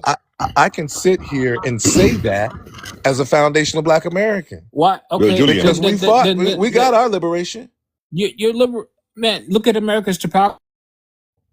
It doesn't matter it doesn't matter if it's in the swamps of Florida. It doesn't matter if it's on the Delaware River. It doesn't matter, bro. Yo, Void, hold on 1 second, bro. Hold on 1 second. Yeah, Julian. Yes, sir. Yeah. I heard everything you said, bro. As African, we got 54 countries in Africa, all divided. You know that, right? Yeah. We have different cultures, different traditions, and everything. And who destabilized Africa from the get-go? It's the white people who are not from the continent. So you need to understand. The Berlin Conference. The Berlin Conference. Yeah. So you know. See, I like the way you think, bro. I like the way you think. Yes, there's a weakness in Africa and everything, but who brought the stability to destabilize Africa from the get-go until today? From day one. I agree with you. People are getting unalived in Africa as we're speaking right now, all over in Africa. I agree with you. To South Africa, people are still. Are those people fighting? People are fighting, but the problem we have in Africa today, it's something called disloyalty. Somebody can just give you a small coins to go after your neighbor. Somebody can just give you a small, like exactly what they did to what's name Libya, the president Gaddafi. His people sold him out. And he was one of the most powerful African leader in whole Africa. I love Gaddafi. So here's the thing, Iran. When you talk about Iran had been prepared. Iran has one enemy, bro. The enemy is only the America. That's it. That's the main enemy. They know that. They know that from long time ago. So right now, if you look at what's going on in Africa today, there's Kenya and there's Ethiopia. Ethiopians and Kenyans, they're two different people. All right. Now I'm curious. But if you go to West, okay, hold on. If you go to West Africa, if you go to Nigeria and Ghana, they're very connected. They're all together. The border is open. Everybody can go spend a night in Ghana tomorrow and cross the border and come back. Okay. What you said earlier about the Iran actually, they're one of the most powerful Middle East country. They know how to take care of Israel. If America didn't involve with Israeli WAR with Iran would sweep the whole entire Saudi Arabia out. Why? Okay, here's the reason why. Okay, why is Iran more powerful? Until today, even America afraid of Iran. The reason why, there's one reason. The reason why, there's only one thing. They're so united. They're very united. They're so united. Right? But okay, when we go back to Africa, the problem we have in Africa today, your own neighbor can sell you out. I agree. Is that a good thing? No, that's a weakness because people are going after money these days, bro. Right, but I want to remind you. I agree with you 100%. By the way, right? But I want to remind you that is the common tactic of the colonizers: divide and conquer. Right? Yes, sir. When you look at the Middle East, for example, when America attacked Iran immediately hit, was it 9 countries and military bases on all of those countries, right? I'll give you the Black American slave analogy. The field slaves smacked up the house slaves to let them know Big Brother can't protect you anymore. The reason those bases are over there is because you have moderate Uncle Tom, house slave, so-called Muslim leaders over there who've done deals with the United States and Israel. Same thing in Africa. Same thing in the Black community in the United States. Historically, they put the field slave against the house slave, the slave that lived in the valley against the one that lived on the hill. If that's true, then how did Ethiopia beat the Italians? No, void. No, let him finish, bro. Just let him finish. Okay. And then we go from there. Well, Ethiopia is partly continue. an exception, Julian, right? Julian, Yeah, I'm going to continue. continue. I'm not going to let him give. But I do want to say real quickly that I acknowledge that Ethiopia is the only country that wasn't colonized. I acknowledge that, bro. But we're talking about Africa, which is huge, the size of America and China and Europe and then some. Right? It's huge, bro. Right? So, and what I want to say though is, vanilla supremacy has dominated the entire earth. I could tell you guys are good brothers, though, talking to y'all. I could tell that your heart's in the right place, right? But we have to admit the big enemy on the entire planet has been European domination. The US dollar has been the global reserve currency, and the United States has weaponized it, put sanctions on countries, including countries in Africa. The US military. English is the global language, whether it be the Aborigines in Australia speaking English, or the Jamaicans speaking broken English, or even my people speaking broken English, or the people in South Africa. England has dominated the planet with the help of the United States. Same thing, right?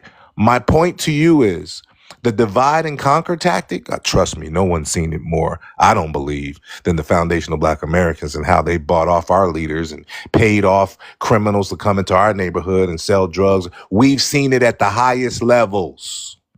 I get it and I understand that. Nevertheless, even with us delineating and saying that we're FBA because we invited all Black people to say everybody Black.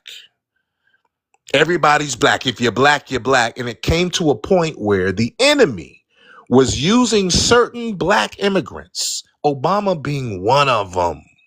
Okay? Kamala being one of them. Obama was groomed. His mother is a part of the Bush family. His father came from Kenya, and they used Obama to do certain things in Africa, including push this homosexuality, including unalive leaders like Gaddafi. This is what the enemy does. And there are too many Black people who are willing to be paid off. Like you said, they're traitors.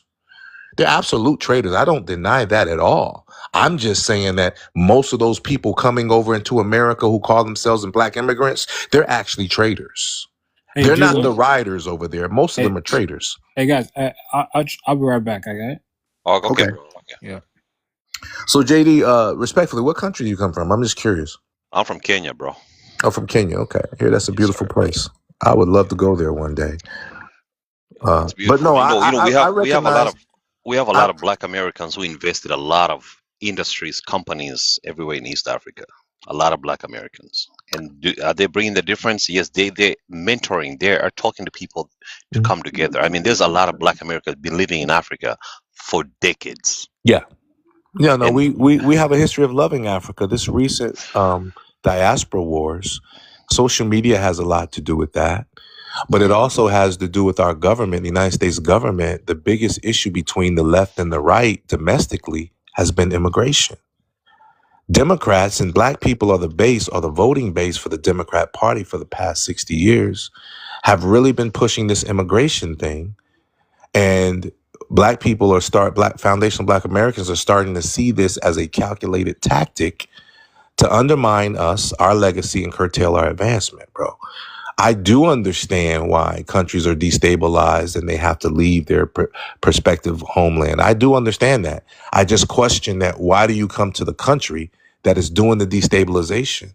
Are you coming to help your homeland, or are you coming to get a piece of the American pie? And in most cases, they're coming to get a piece of the American pie. You want to respond to that, JD? yeah. Very good question, man. First of all, as I said earlier when I got in, you already know that most of even the white Americans do live in Africa. They're there to get African pie. You need to know that too. Yeah, no doubt. They're in West Africa, East Africa, South Africa. They're all over in Africa. Absolutely. Not only them, Arabs, Europeans, Americans, Indians, Chinese, Japanese, Vietnamese. So my question is, Everybody. why not kick them out? Okay, first of all, if we try, we tried a lot of things. We try to put the leaders who has the unity, who has the courage to do that. And what are they doing? They're paying the T groups to come over to destabilize the region. That's what they've been doing. So, like you said earlier, dollar is the weapon they're using. The euros, that's the weapon they're using. The main problem we have in Africa today, honestly, to be honest with you, man, is like we don't trust. Like, if you put a leader in, there's a leaders that will help you out, they will help the country, and they will try to bring people together. And he's like Magufuli. Magufuli was a Tanzanian president. He was the one who was trying to eradicate the European out of his country. What they did to him, they unalived him. That's one thing you got to look at. What they're doing is they're using who has the bigger money. Look what happened to Patrice Lumumba, what they did to him. He was trying to liberate the whole entire Congo. Mm-hmm. See, that's the problem. What they did to Martin Luther King, what was he trying to do? Mm-hmm. What they did to him? Malcolm X, exactly. Fred So Hampton. if we're not coming together, bro, let me tell you something. If we're not coming together, this is the time right now. If we're not coming together, bro, it's a wrap. It's a wrap. I believe we are coming. I believe we are coming together. And Hey, big boy, just get in the box, bro. You just chatting in the comments. Just get in the box. Get in the box, big boy. yeah. He asked me, "Are you in Kenya?" I'm in Kenya, bro. I'm in my country, Kenya. Yeah. But if you got a lot to say, bro, just voice your opinion. Just get in the box, voice your opinion. Let's get at it, bro. I would love to come to Kenya one day. I'm going to say this though. What you're saying is right, but I see something happening. I see a shift in the world, bro. And I've never been to Iran or nothing like that, but Iran is representing. I'm a Muslim, and so they're a Muslim country being attacked, right?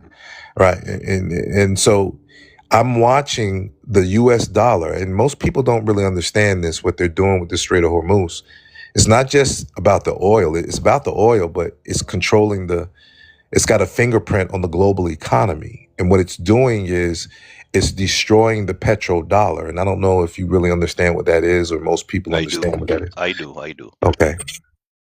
That real quick. Yeah, go ahead. I think that the world had a problem with the Somali pirates, right? So now when you talk about destroying the petrodollar, I don't think you want to deal with the American ones. So I think that if they do destroy the petrodollar, it's going to create another monster that nobody's prepared for. That's just my opinion, because when you don't want the European to start acting like Vikings again. That's all I'm gonna say about it. Even though they pretty much are, but I think that once you destroy the petrodollar, all the gloves are off, and it's just gonna be wild. Like piracy is coming back. Like that's my opinion. Now I vehemently disagree with that. Okay. But I think we have in our subconscious, many Black people around the world, in our subconscious, we may not even realize we're doing it. We have this idea that this great vanilla supremacy cannot be destroyed, right? And what I mean by that is that petrodollar, basically what countries buy oil in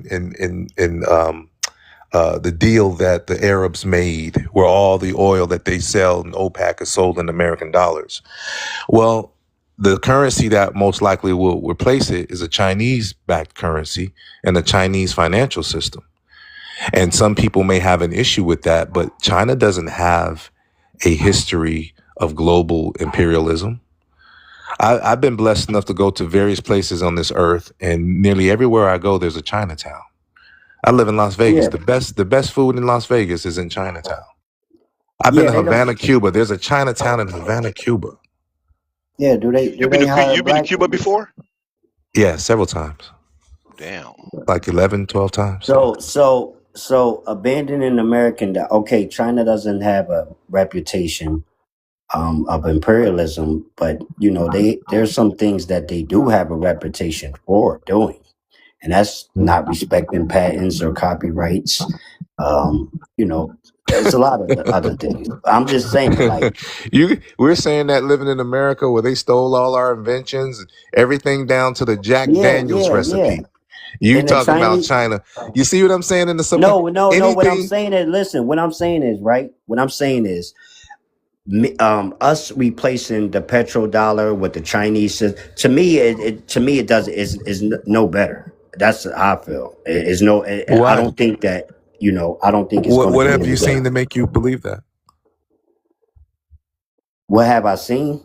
So you don't. So you think China would be putting sanctions on countries and starving countries out the way the United States is? No, I don't think China operates like that. They more or less operate in secrecy a little bit. So I don't think that they would. I think they'll just straight ignore you and just bulldoze you. Like okay, but show me in our lifetime, at least the past 100 years, where China has attacked another country. Well. China hasn't attacked another country, but that doesn't mean that they can be trusted. How many times has the United States attacked? Okay, I could show you them attacking their own people. No. Because you can any country, you can nearly do that with any country and say they attack their own people. We can definitely do that with the United States of America. I'm saying is, wait a minute. The United States of America tried to unalive all of our prominent Black leaders in the 1960s. The FBI did that. Yeah, and all I'm saying is the difference between the United States and the Chinese just might ignore them. No, the difference is China doesn't have a history. Anything you do in life, bro, if you go and buy a house or get a loan or even rent a house or get a job, they're going to examine your history to determine what kind of future they're going to have with you, right? So when you look at the United States and China and you say you believe it's going to be worse or just as bad, Well, I'm asking for some evidence. what I'm saying is, right, I'm not talking about like them actually being violent. What I'm saying to you is, once they get their power, they'll just ignore everybody else. That's what I'm saying. They'll just ignore You you. don't think They that's don't a care. good thing? You don't think that's a Huh? good thing? You don't think that's a good thing? No, I'm talking about as far as like, let's say they get their foothold, right? Like right now, China has about what, 42% of the world's manufacturing. I think once they get to 80-90%, then you'll see something. Well, let me say something. China's already a global superpower, bro. They are. They just don't project power the way the United States does. There's no, I mentioned there's Chinatowns, but are there Chinese military bases all over the world like the United States? I thought they uncovered one in New York, if I believe, a military outpost in New York. No, they don't have it. No, they don't have that. Oh, so the news was lying then about that, huh? Mm-hmm. America has military bases all over the planet. America's got a military base in Cuba, and America's got sanctions on Cuba. Think about that, bro. Yeah. And then, like I said, I've been there 10 times. These are brilliant people, most of whom are melanated or black people, right? A brilliant people who created a revolution and throughout the United States and nationalized their resources, educated their people, ended the DRUGS and the prostitution and the casinos and the organized crime, kicked it out of there. And when America kept trying to overthrow their regime and assassinate Castro made a deal with Russia and got some defensive nuclear weapons and aimed them at the United States and said, "Don't fuck with me." And guess what America did? They didn't fuck with Cuba. What they did instead was they put sanctions on Cuba. And like I said, I've been there, man. There's cars there, 50, 60-year-old American cars still running because America hasn't traded with Cuba in over 60 years. And not only have those people survived, there are people that are not disease-ridden. They're not illiterate. They're just poor, but they're dignified, and they've survived. With the fall of the U.S. dollar as a global reserve currency, that country will thrive in the Caribbean. They will thrive. Absolutely, they will thrive. And just recently, with all of the stuff that happened with Venezuela and Trump trying to cut off their oil and basically starve them to death, Russia sent a tanker of, I believe it was about 750,000 barrels of oil to Cuba. Russia did that. So we're watching the fall of an empire, gentlemen. Remember, you heard me say it in 2026. The United States empire is falling right before our eyes. And you see Africa starting. I agree with you on that when you say the empire falling. What I'm saying to you is, I think the more the empire falls, the more desperate the empire will get and the worse it will get for little places, smaller places. You understand what I'm saying? Like we're seeing it right now.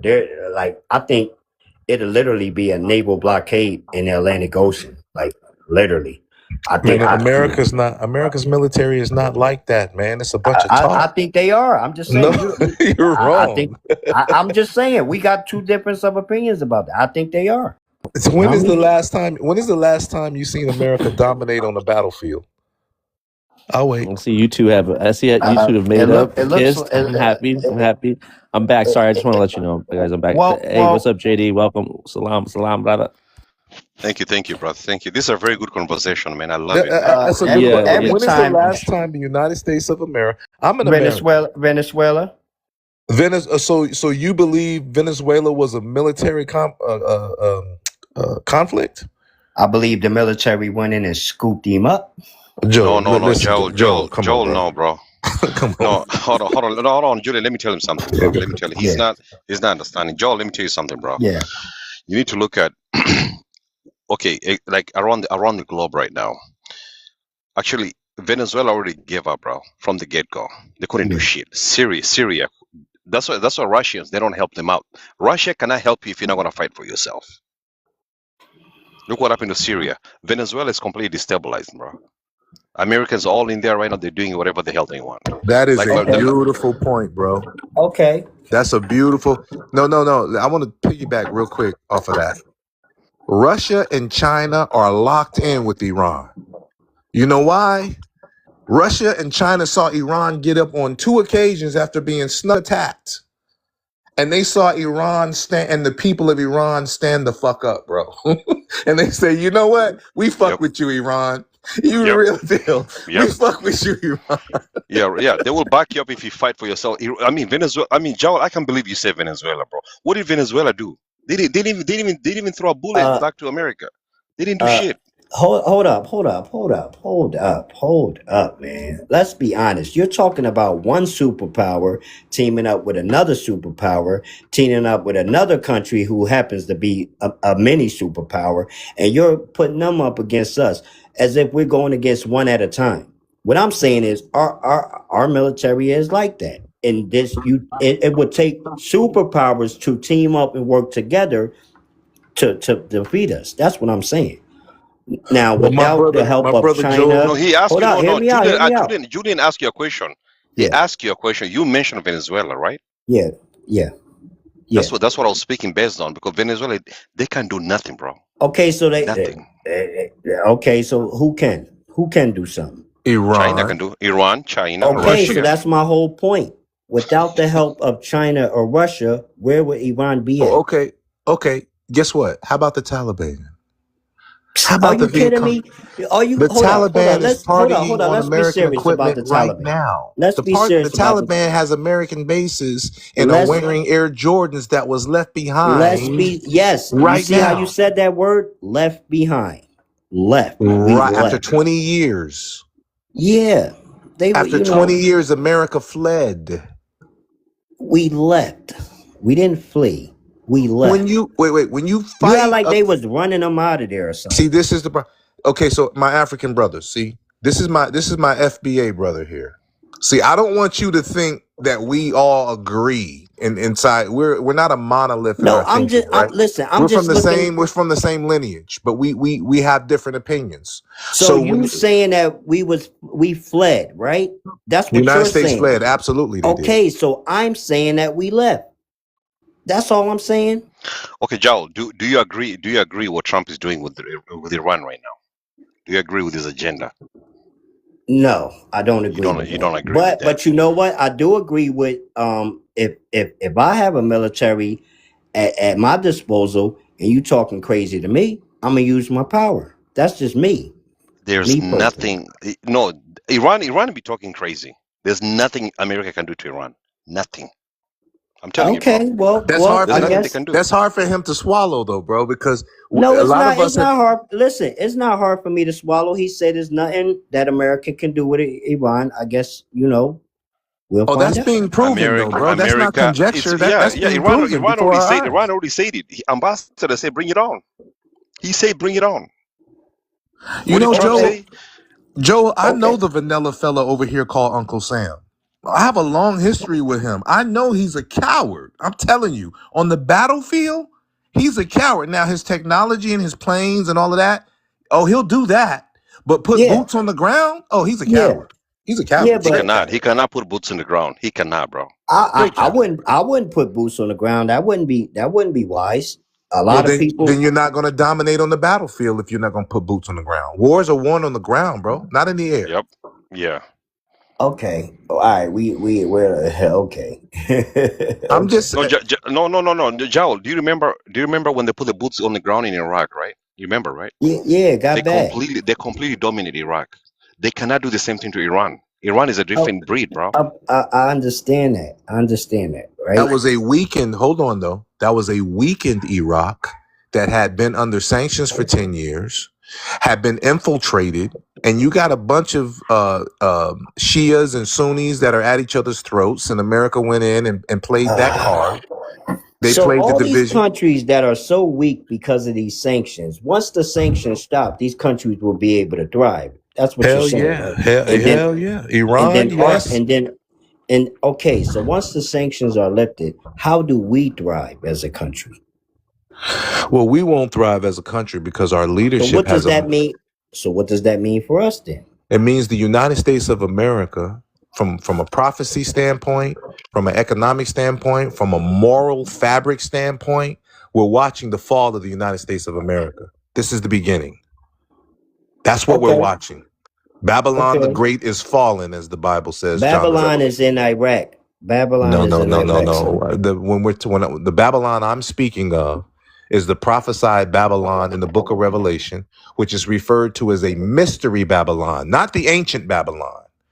The mystery Babylon, the country that looks like ancient Babylon. So you That's mean the to tell United me, States of right, America. out of all the countries in the world, it's only one Babylon? We're the only one that's Babylon? Us? Really? What I'm saying to you is the Not book of Canada, Revelation. not Italy, not Germany, not No. we're the Babylon. Yes. Us. Yes. The Man, United States listen. of the mystery Babylon spoken of in the Bible. There's never been a country. There's never Did been the a country Bible like say the, that it was across the Atlantic? Julian, you're gonna bump heads. You know who you're gonna bump heads with? You're gonna No, bump I'm heads just with the saying when I hear this patriotic Babylon FBAs, talk, no, the here, Christian FBAs, Julian. when I hear That's who this you're gonna bump Babylon, heads with. no, No, they would listen, have to agree with I'm me. not He'll agree disagreeing with with me. him. He'll agree Listen, with me. I'm not disagreeing with him. What I'm saying is, why is it that we're the only country that's Babylon? That's what I'm Well, let saying. me put it in context. Let me put it in Why is it context. that? Why is it that maybe North Korea isn't included I in heard, it? bro, you asked the same question 3 times in a Okay, row. go ahead. Go ahead. I heard the question, bro. I get it, All right? right, go ahead. Why I is it that understand we're where the you're only coming Babylon? from. I understand Yeah. 100% where you're coming from. But I want to put it in context. We're referring to the book of Revelation, which is, I'm reminding everybody, the last book in the Bible, which is a book strictly written on prophecy. The coming of the Messiah, the end of the world, the war of Armageddon, the big shebang. That's the book of the of Revelation. It was written by a man named John the Revelator. And he saw this nation, this great nation that was full of people from various places around the world. It was a great nation that was rich in trade and commerce, did business with the entire world. The book even says, who can make war with her? Okay, this is he didn't say it's Babylon. He says, damn, this looks just like ancient Babylon. He didn't say the United States of America. He said, wow, this is a mystery Babylon. This is like ancient Babylon, but it's not, but it's just like, but this is greater than even ancient Babylon. Now, I ask you, if you believe in prophecy, could the prophets see from the beginning of time to the end of time and not see the United States of America? Where You are ever we heard in the this Bible? saying? You ever heard the saying, prophecy is only real to the one who believes it? Okay, well, then that's what it comes down to. It comes down if you believe in prophecy or not. Yeah, I I'm do watching it. believe I'm it. watching it happen I do. before my eyes. I believe my I do eyes. believe it. I do believe in prophecy. Since you put it like that, I guess what's next then? What's next for Well, us? That's no, what. but just ask yourself the rhetorical question. The United States of America, there's never been a nation like this in the history of mankind. We can agree with that, right? Yeah, yeah. America's been at the top of the world, at the pinnacle in every Hey, I ain't field never of seen a endeavor. nation. I ain't never seen a nation fight so hard to keep illegal immigrants. I've never seen that before. Well, let's remember America was built on immigration.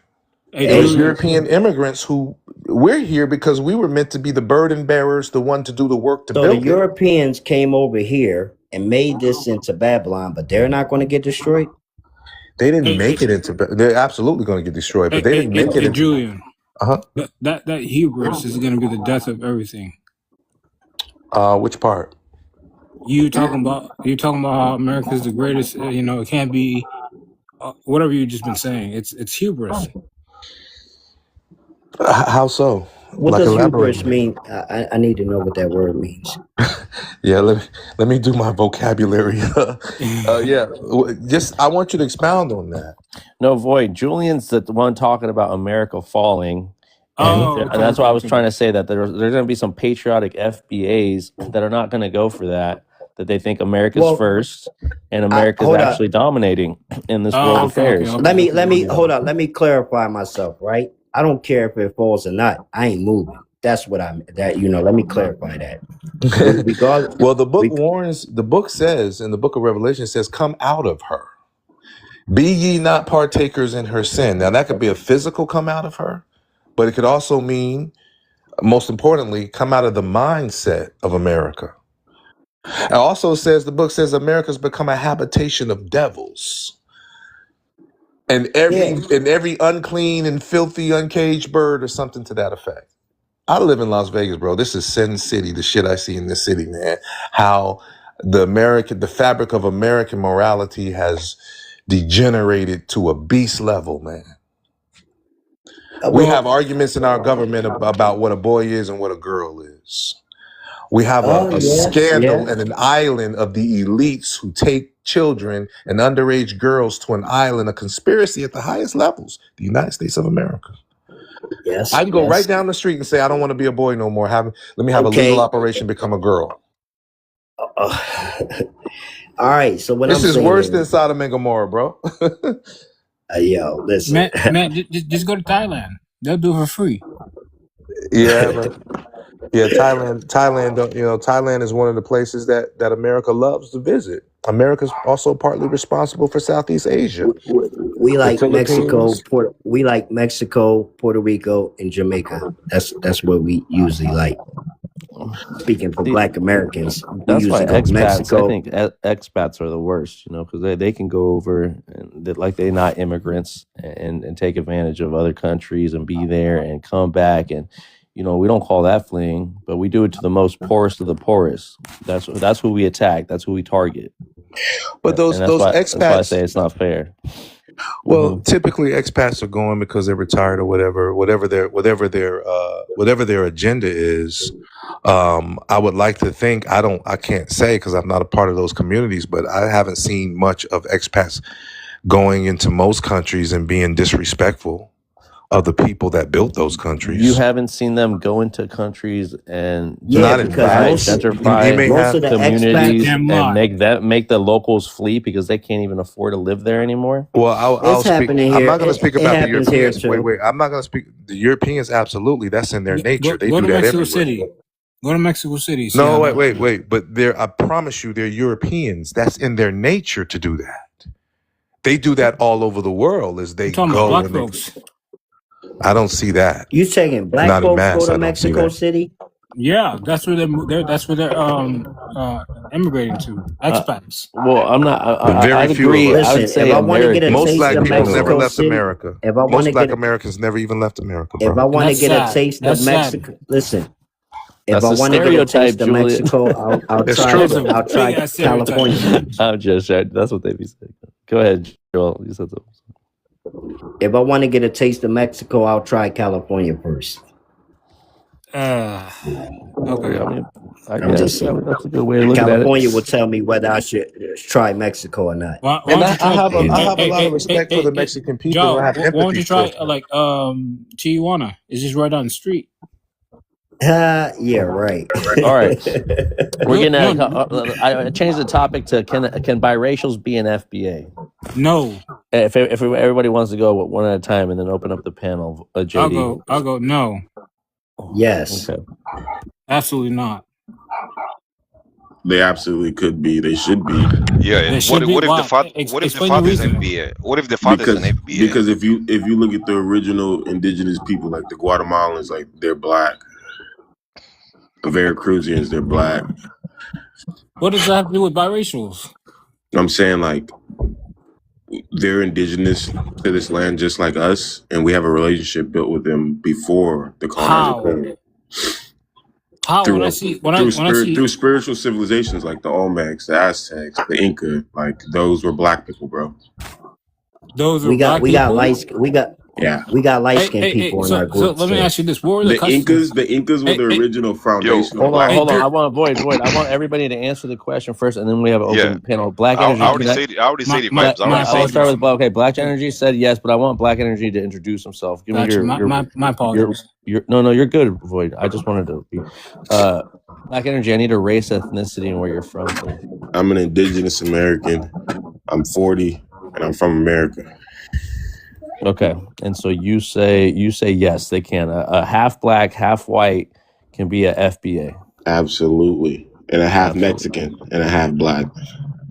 Okay, so you brought the other races in. Okay, Void, Moose, go ahead. Moose is here. Bring Moose up. Bring Moose up. Answer? What? Where's the cutoff? Void, any answer from you, brother? Hey, where's the cutoff? You know what I'm saying? No, I don't think The so. cutoff is with mindset and frequency. Hold on, Black. We're gonna come to open panel. I just want everybody to answer the question. Void, you said yes. You said no. Okay. Yeah. JD. Okay, as an African born and raised in Africa, FBA. To answer this question, bro, it's a little tricky, man. Because what if the father what if the father was an FBA, the mother is a YT? What's their mindset? Right. Hold on, Black. That's a great question to pose, JD. Okay, Julian, do you mind answering this one? Yeah, I don't know that there's a defined answer. I have my understanding of it. So when you say biracial, okay, we have what's recognized 4 races: white, black, yellow, brown, right, or red, right? So let me ask you, are you saying when you say biracial, you mean a black person and a white person, or 2 black people from different ethnicities? Yeah, so I would say bi-ethnic, if that's what I meant, but biracial, just half black, half white. We're gonna keep it real basic right now, Okay. and then we can dive into these other things. Okay, so let's say my father's foundational Black American, and my mother's Caucasian. Is that what you're asking? Your father's Caucasian, mother FBA. Is that what you said, Joel? Yeah, either one way or the other. Well, because the reason why I pose this question, because I was in a lot of these biracial spaces where monoracial black people wouldn't consider a biracial person black for the most part. But then there was some instances where if the mother was black, that meant that he could be black. But if the mother was white, then it wouldn't. So this was in the monoracially black communities that they had that standing. So I'm seeing how this fits in with the whole FBA thing. Okay, well, I can answer that definitively, scientifically, and factually. Anything you mix with black, the offspring is black. This is from a genetic standpoint, right? So Barack Obama, for example, came out of a white womb. His mother was white, but his father, black, because when you mix black dominant genetically with recessive Caucasian genetically, then the offspring is black. That is a genetic fact. The dominant They don't always call wins. that's science, right? They don't call Barack Obama the first mixed president. They call him the first black president, and they celebrate him as such. But the foundational Black American aspect of it, no, he's not. He's Kenyan. You put black genes in front of anybody, any race. And Again, they- Julian, it sounds to me because they did this. They call it the white man size, a 1-drop rule. That anything mixed with it would be casted as black. So but I know we have the connotation and the denotative kind of way of looking about this, right? But Joel, go ahead and give me your answer, and then we'll open up the panel. Joel, you still there? Give me your answer to this question. Can biracials be FBA? Yes, I think that if you got 2 rooms, one full of blonde-haired, blue-eyed men, and one full of black men, and a biracial man goes into each room and identifies with the group, he'll probably get accepted by the black side. So yes. Okay, sounds good. All right. We'll open up the thing. Be respectful, guys. One mic, okay? And JD, I'm gonna leave you in charge. Thank you. I'll be right back. All right. Black Energy, go ahead. well, if you guys had a question about my statement, but I said what I had to say. No, anybody disagree with Black Energy? I think I wasn't sure what I don't remember what exactly. Yeah, I mean, if you have mixed babies, man, and the baby comes out light skinned, that baby is mixed, not black. No, of course, of course, the baby. We're all nearly all of us are mixed to some Julian degree. say from the offspring. But then again, you guys consider Barack Obama, aka white, and then Kenyan. What's the difference? Do you know Here's the difference. if you went with that ideology that any mixed race baby isn't black, there would be you'd cut down the number of FBAs by 90%. You guys already do that with the other Africans that are here legally, citizens and everything like that. So what's the difference? Do what? You FBAs, right? You guys say you guys cancel out all of the foreigners like Nigerians and all that stuff, right? No, Nigerians are black too. What are you talking about? Yeah, Nigerians are black. Nigerians are black. Okay. What, you think they're white? No. Black skin. Black skin. No. That's not what I'm talking about. Let me finish real quick, right? You guys consider them non-black, though. You know what I'm saying? No, that's inherently not true. It's not true. That's very true. I just told you they're black. They're black. I understand you said that. Well, right. We kind of got like two meanings. We I kind of got like acknowledge two. that. They're I not acknowledge that. Yeah, but us, when we say black, oh yeah, we mean skin color too. But we're talking about the political, right? Black of the American diaspora. That's what we say when we say like black. our ancestors were here. Yeah, we're talking about a lineage. We're talking about an ethnic. Because you can't. I don't think you can go. I don't listen. I don't think you can. Lineage wise, can you go to anything in the 19th? All right. But even the Nigerians experience the ethnogenesis, but they're Nigerian though. That's their nationality. Right. Their race is black. Their ethnicity could be Igbo or Yoruba, whatever. But their race is black. Don't we got enough evidence of Africans saying that they're not black? In the Americas. There you go. Their foundation is not from the United States. Don't we have enough evidence of Africans saying that they're not black? Don't we have enough evidence of that? Actually, wait. A person can say what they want. No, those are the Somalians. Those are the Somalians. Don't generalize Africa. You think it's the Somalians? The Somalians. Oh, really? You think it's only Somalians that say that? The Ethiopians too. The Ethiopians say they they're not. They're not the only ones. They're not the only ones. Sir. Who else, Joel? Who else? The Ethiopians. So at the voting block, right? What the Moroccans, the Mauritanians, the Algerians, the Libyans. When it comes to the voting block, right? When you go vote, right? Are the Ethiopians and all of them people? Are they circling? Ethiopians are black. Yeah, inherently they're black. Their old kings had afros before the Arab invasion. Yeah, Ethiopians are black, bro. But you need to understand one thing. You guys imagine what in Africa. Ethiopians would have looked like before the Arab invasion. Imagine. They already look black. Imagine if they took all the Arab out. You see how you say the Ethiopians are black, right? But they're also Ethiopians, right? But then when we say we're black, but we're also Americans, we're made to feel bad about it. No. Right. No, I understand what you're saying. Because our history isn't recognized. But Joel, this is a vanilla supremacy tactic. I'm telling you, they've always Julian. I have to be conscious of TikTok, right? Yeah. When it comes to the foundational Black Americans, the biggest thing that they wanted to instill is that we had no history, no culture, no identity. This is how they set up the slave system in America. They wanted to completely remove us from any cultural history, whether it be Africa or indigenous or whatever, and retrain our minds to become slaves. And they did this by not allowing the slaves to read, not allowing the slaves at first to have any religion. And then when the slaves were given a religion, they were forced to become Christians.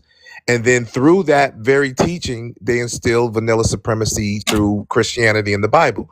My point is, we come from a people, from a multitude of tribes from Africa, so-called tribes that were here in the United States, what's called the United States, and Europeans. That is what the ethnogenesis is. Julian, can I ask you a question, Julian?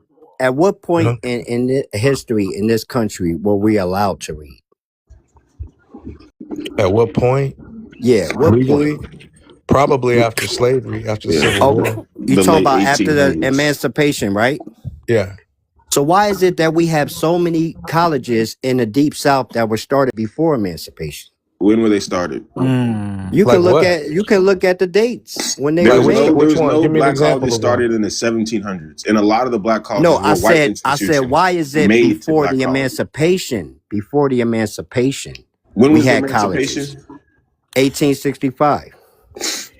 You say we had colleges. We had colleges in the Deep South prior to that. They weren't black. They weren't what we call HBCUs. They were HBCUs. They were. Which one are you talking about? Google it. You want me to He's talking pull it about up? the one in 1837 that was in the North. So you're talking I'm about the I'm North I'm was say no, free. listen, That was in right? Pennsylvania. Most of the HBCUs are in the South. When I'm The saying to first one you that is, opened was in the North. The first ones that opened were in the okay, you North, talk about Cheney where we were University. free. Okay, No, I'm talking about okay. Pennsylvania. In It's Pennsylvania, called they call it Cheney University now. What I'm saying to that you was in is, 1837. 30 years. And was that for free people? no, You act like it listen. was in What the I'm 1600s. this is what I'm saying to you. I'm saying we had historically black colleges in the South prior to 1865. That's what I'm What saying. year? What year did the first one open? The first one, you just said it, 1834. That was right? in the North. Pennsylvania Yes. is in the North. That was the Okay, first one. hold on. Let me. I'm gonna come back with that information. Right. I'll be back. 1837. Come back with some facts. Because my understanding, is the first HBCU in the South was Tuskegee, and it was Booker T. Washington. My understanding. Prior to the it was emancipation, we Shaw had about University. 1865, Shaw University, and then Fisk University. Okay, I'll be back with it. Morehouse was Okay. 1867. We'd have to look into that. But I don't understand how Howard that's was relevant. 1867. What's relevant to the point is that the foundational Black American, there was a system, a real system that was established to make sure that we had no connection to our ancestral history. Right. And because of that, right? Because of that, our government has also used agents from other places to come in and cosplay and say they're Black, and technically they are Black, technically from a racial standpoint, but they're not connected to what makes us special. They don't have a consciousness frequency of Black. Hey, Julian.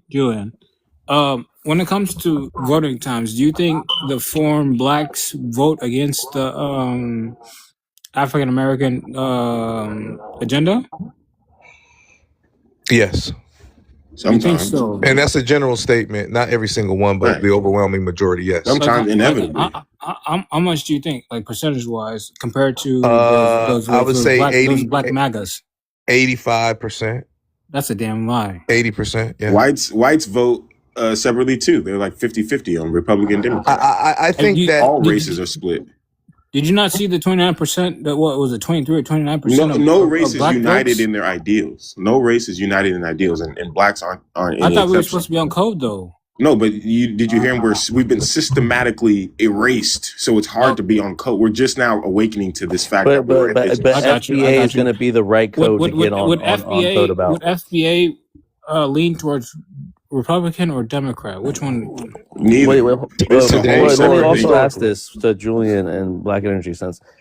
Yeah. Since I really do believe this FBA or this lineage is for a reason to get this reparations check and make sure no other person will get this, you know. That's just icing on the and cake. I'm not saying you're not we're not owed what's due to you. You're owed, you know. I'm Right. saying this is I feel like the push for this that comes with a lot of the anti-immigration or the white nationalist rhetoric or American exceptionalism comes with this, and you know we've heard some immigrants talk about their own kind of reparations or acknowledgement of it, but I think that's the true reason why, on top of what I said about reclaiming an identity for you guys, where you can separate foreigners and migrants as well. But I feel like that's on the back end, and that is a little more insidious, or not insidious. I just feel like it's not going to go nowhere if it's for the reasons to highlight yourself within this lineage. And this lineage, what I know about lineage is it's your last common ancestor. That's a lineage. You know, it doesn't mean a timeline that starts at chattel slavery and forgets about everything that led up to chattel slavery. When we talk about transatlantic slave, I'm just gonna. This is about remembering what happened before check this out, right? There's 40 plus million African Americans in the United States, right? That's not including Haitians, other places from other places, right? So from what I hear, Then from why the would you FBA call them? Then why would you call them African American then? If it's not including Africans and Haitians, So I said African Americans with heritage from Let him get to Haitians, his point. Jamaica. Let him get to his Let me point. just finish, please. Right. So 40 plus, right? Out of the rest of America, right? And so these FBAs want to get rid of all of them, right? So that Get rid means of that's who? that Get rid they're of who? drilling Africans? Africans, Haitians, No, we don't. I don't want. Dominicans, all No, that stuff. it's just not true. I'm not going to defend that standpoint. Hold on. So let me tell me this: how many are true FBAs in All America? the people whose ancestors are the No. who I'm not literally saying were that. I enslaved. want a number. Those I are the want a true number. foundational black Americans. Approximately 42, 43 That's a million. goddamn lie. And so again, Void, the thing that that was what I was alluding to. There are African Americans. They're doing this so they don't have to call themselves African Americans and they don't get attached to all the people that might come over. But they forget.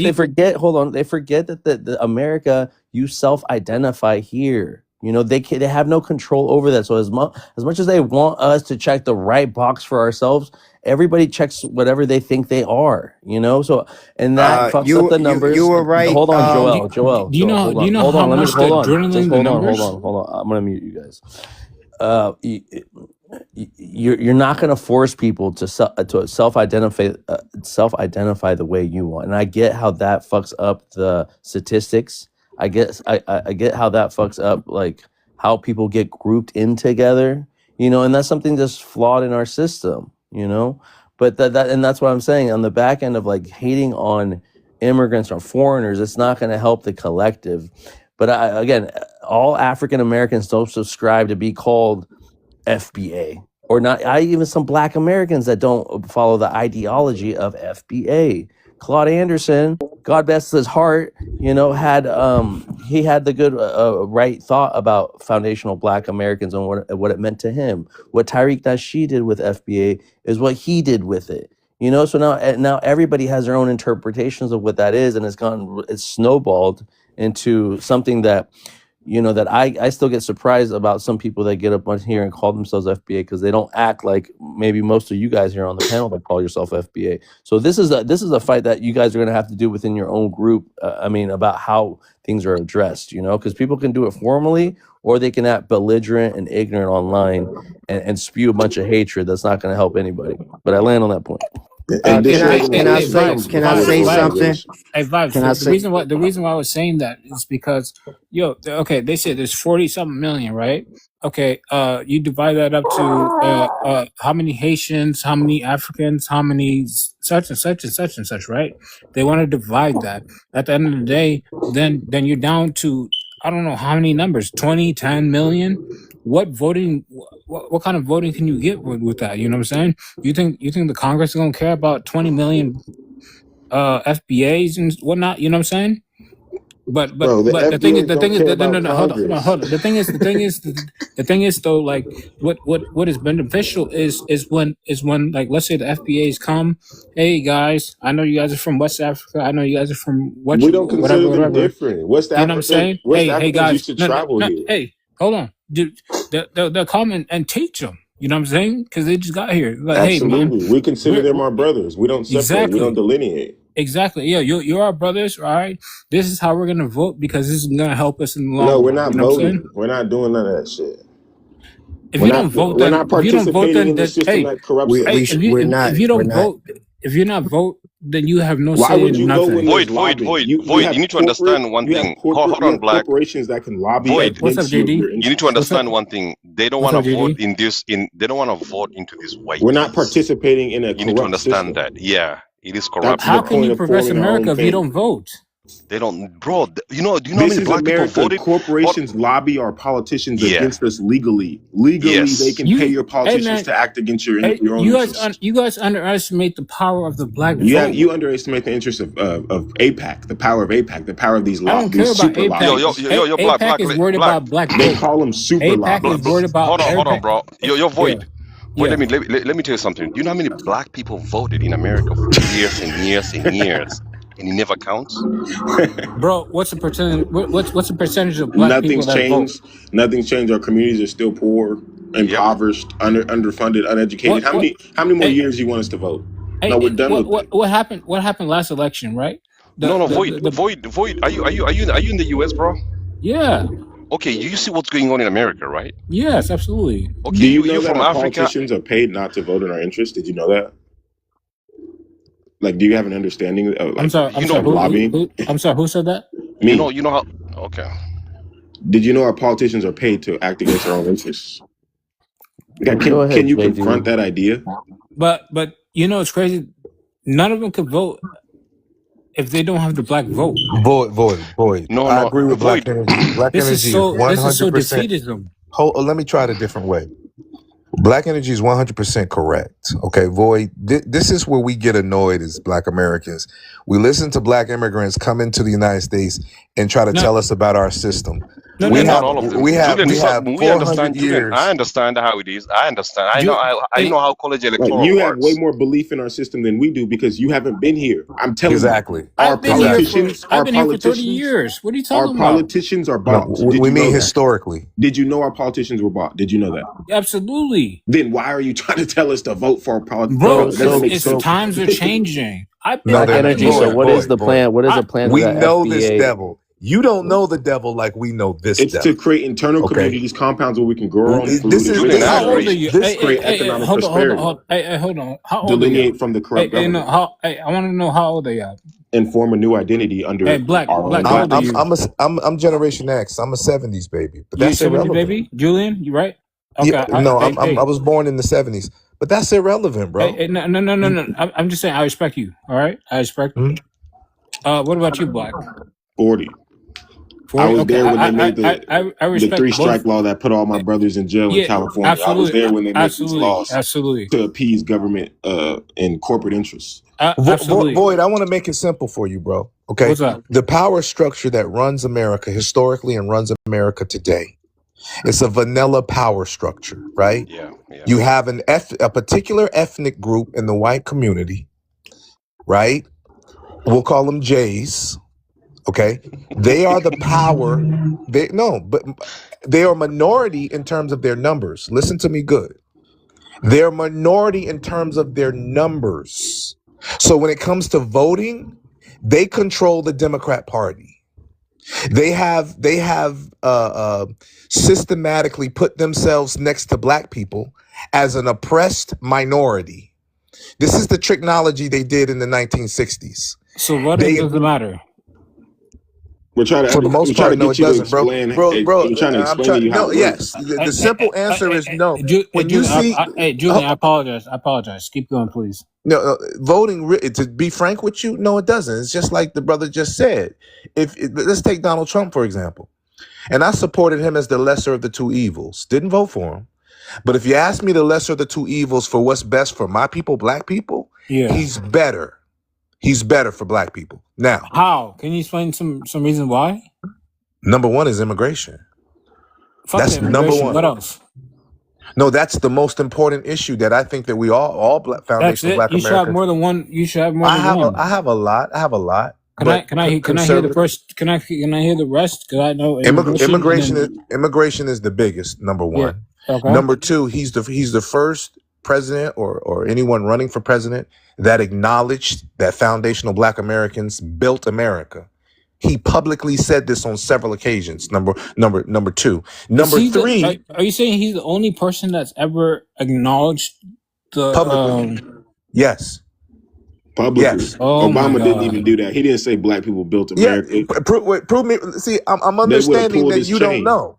I understand. I know that you don't know. That's why I'm educating you. Think George Bush said it? Who do you think said it? No, George Bush did not say that shit. Show me. Okay, but show me another president ever to say Reagan that. didn't even say that shit. You think Nixon said it? Motherfucking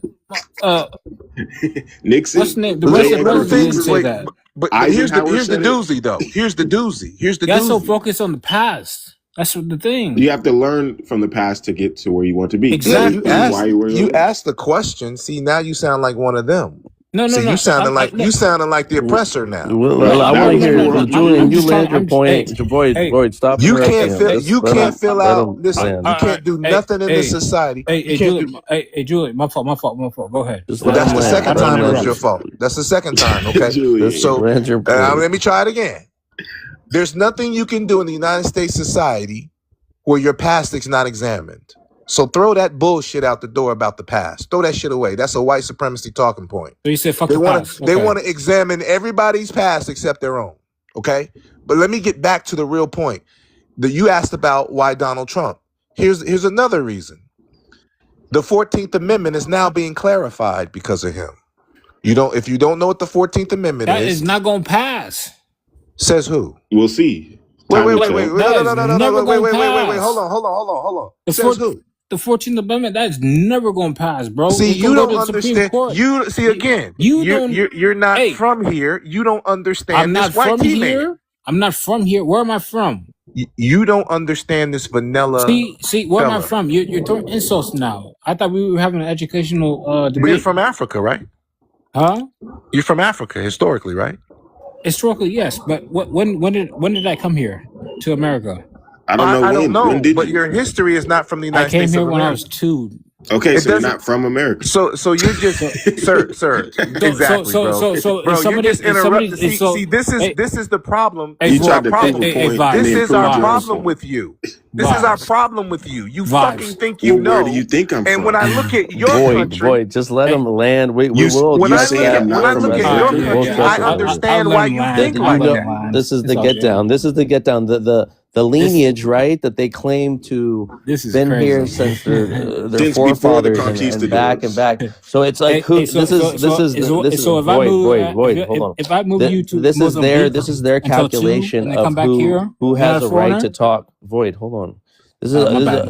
this is a calculation in their mind about who's able to speak for the Black Americans here. They So think they have authority. They don't. let them have that timeline. Let them have that timeline. We're anchor babies, Void. To them, we're anchor babies, first generation, second generation, and we're This just gonna motherfucker leave has it. We're gonna let this this one. We're gonna let this one fall. Let this Yeah, dude you has got the you got Ayatollah. let This Julian dude has land the his Ayatollah point. as a Hold on. profile What I'm picture. Let saying, Julian land his and point I without being mean interrupted, no disrespect. I got a lot and of then but then it's the we'll truth. address You it, okay, guys Void? But just got here. we can't interrupt. We Got can't here keep at interrupting 2 people. years old. Right. What do I My know no. at 2? Well, What I'm saying is my you don't have the ancestry experience in has been here dealing. for Hey, Black, thousands of I'm not years. talking to you, bro.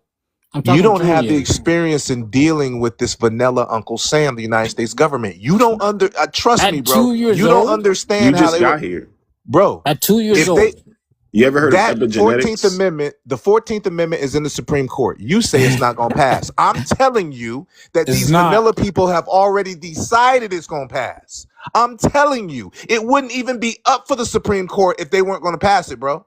No, So it's you, because with of your Trump. wishful thinking, I know this devil, and I know what his agenda is. You know what his agenda is? He believes America's getting too dark. And guess what? He can't put us out. You know why? Because we fought to make sure that he can't put us out. So guess what he's had to do? Y'all were emancipated during the Abraham Lincoln era with the 13th Yeah, Amendment. we emancipated. So y'all are We naturalized, emancipated not ourselves, born. bro. They understand that we're fighters. You and we guys ain't were going for it. naturalized within the 13th Amendment. So y'all can't say y'all was. There was a you know, fight. Hello, McFly. Well, no shit. There was No a shit. fight, bro. There was bloodshed. There was no a matter lot of no dead. matter no matter There was no a lot matter of no dead matter the white fight, people, y'all bro. was still naturalized with the We were 13th naturalized Amendment by God Through given. a We were born fight, on this bro. land, Through a bro. war. Exactly. What part of that something you didn't do? Something Hey, Ethiopia didn't do. exactly. A war. It wasn't Exactly. Y'all still naturalized They through a didn't piece of wake up naturalized. one paper. day. Listen, bro. Exactly. They Y'all didn't wake was up. still They don't want to naturalized. give us. They don't want to give us We were nothing. If you naturalized want to when we keep were it born. real, they don't want to You give us are nothing. dumb. Everything You we had That's got, just we naturalized had with to the you're 13th talking about. You're Amendments. talking about the white man. We don't even acknowledge that. That's the reason they fought, because they didn't acknowledge the white man's naturalization. That white man freed y'all. They went to That war white man because they freed didn't y'all. acknowledge the No, the white situation At the man that end they of the were signed day, your in. green oh my card. y'all need to bow God, The down to Void. the white man white man, freed you Abraham by Lincoln. signing your Void. green card. Void Hey, again, void. Just let them land. I didn't hear Julian's point. Let Julian land. And Void, believe me, I'm gonna address a lot of these points too. But we got to do it in a way we're not going back and forth like this. my 'cause I don't fault. I I'll don't go like it mute. going like I just find it interesting that you say that this not going to pass, which means basically you have faith in the vanilla fella's judicial system, his Supreme Court, that he's going to rule in your favor. Which You further proves crazy. the You out of point. your mind, bro. They've already decided. Look what they're putting in the media for immigrants, and they're You putting just all of can't this stop fraud. trusting the white man. No, they can't, bro. They don't understand. They don't understand. They're They not working listen. for you. They're working They think against this you. system actually. They believe this system actually works. Just trust They in the actually believe politicians. that Just vote. these vanilla people mean what they say in that Constitution. If you vote, you'll be fine. Okay. Fair enough, guys. Fair enough. But again, you guys kind of contradict yourself too, because you are going for the same stuff that he, like you said, is he's going to enforce it, and it's going to go through policy. You know, if it goes that way, but it's going to go with whatever new baby is born here, right? It's not going to work retroactively where now they get to kick out all the anchor babies too, right? I'm gonna tell you again. Everybody that already had their citizenship is already locked in as an American. Is it not, Julian? No, brother. I'm trying to give you how this devil thinks. He makes laws only to overturn them. I see the plan. They're going to make some of it retroactive. They're going to pick and choose who they want to stay and who to leave, bro. This is the luxury that they're giving themselves. Damn. I'm telling you, the writing is on the wall. There would be no 14th Amendment. There would be no 15th Amendment, civil rights, and all of that. These are laws that came after we were supposed to be free. They only make their laws and their treaties to use and deceive you later. This is how they get down. And how are Black Americans not included in that deception, Julian? This is my biggest... Because we have actual laws on amendments on the book. And not only that, they know we'll fight. But laws can be reinterpreted, right? Y'all ain't gonna get bloody. Y'all gonna run. See, they know we will turn up. We have a history and other of people will resistance. turn up too. You have white people that will be like, no, that's not right. Yeah, there'll be some white people that roll with us too. That's true. There'll be Mexicans that do that too. That's true. We'll have a sizable enough people that will roll with us. Look at that the will BLM. turn this country upside down. They know that. And the people who marched in BLM is even more turned up right now because they're being brainwashed into division. So again, you're going to have people who are on our side. It's not just going to be black. So America's falling, though, right, Julian? You said in the Western civilizations, right? Yes. Okay. But and so so where do you see this? Where do you see this heading? Then give me at the end. Give me at the end of Trump's? How's it going? If he might get a third term, who the fuck knows at this point? Have a good one. But give me your hypothesis. Everybody, give me your hypothesis. We'll start with Julian, then we'll go with Black, then we'll go to Void, then JD, and then Joel. And by the way, I'm in the Nation of Islam. And we have our beliefs. That would be Malcolm X, Muhammad Ali. All praise be to Allah. Right. Okay. So the first book I ever read 26 years ago was called The Fall of America. It was the first book from Elijah Muhammad that I read when I joined the Nation of Islam. Right. And he talked about the fall of the dollar first. Now, gentlemen, we're watching it right now. We really understand what we're looking at. Look at inflation. Look at what's happening to the petrodollar in the Middle East because America tried to bully a country that wasn't having it. And that country's backed by Russia and China. So first, the dollar's going to fall. We're seeing the United States military not have the perception of being dominant because we're not. Maybe in the air and in the ocean. But we're seeing the United States military get defeated, everybody, whether you want to accept it or not. And they're lying about what's actually going on over there. So we're watching the dollar fall. We're watching China become a global superpower economically. And inside of America, we're divided. We have a president that's wrapped up in the damn E-file scandal.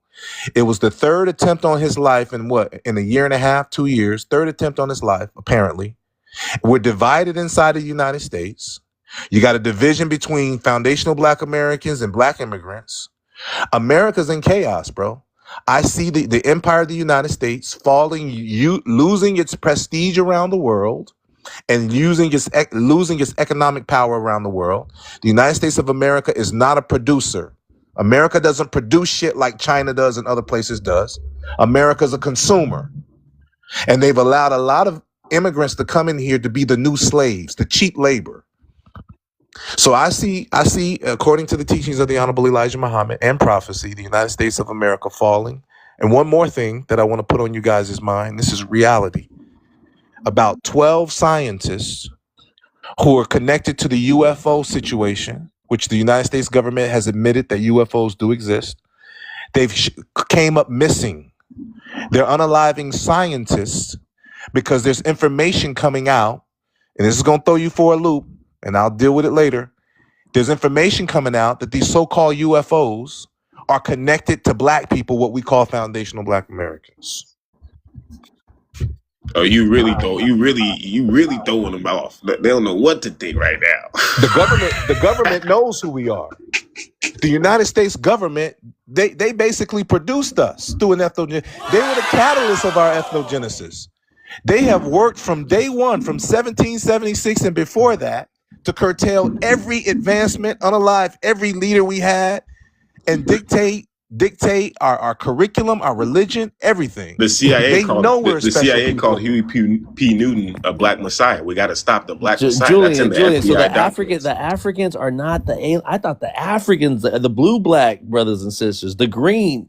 I thought those brothers have superpowers, not the FBA. You throw me off. You can't see the FBA superpowers being manifested. I can see them in the white world. I can see the Michael Jacksons, the MJs. I can see the entertainment, right? Those are the things we're allowed. When we talk about civilizations for our own people, what our own people did back in their mama Africa continent, I can't see it. Well, that's because we've been cut off from spirituality. So when a black so boy you can't grows be up, an alien and be cut off from spirituality. no, listen, a black boy grows up, he gets put in a football field, gets put on a helmet and says, go run at that other black boy. That's fine. You can break white records all you when he want. turns 21. You can be MVP of white dominating. But that's what I'm saying. Imagine again, this is what the FBA is for, is to get back to your spiritual roots. Who's next? It's to put the boy in meditation instead of a football field. And now you have a spiritual person. You plant a spiritual plant. I hear you, but Africans have. If you think Africans are cut off from that, no, if you don't think they're not cut off from that as well. This is not to exclusion. This is not to exclusion, bro. Black people are our sisters. Who's next? Our brothers.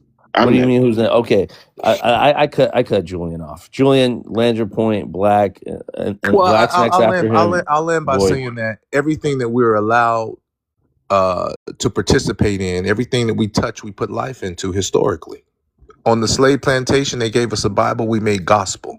I can go down the list of the things that we've accomplished. They gave us cotton, we made the cotton gin. That's right. And I can go down the list of all the inventions and all of that. Now, I'm not saying that to say that we're better.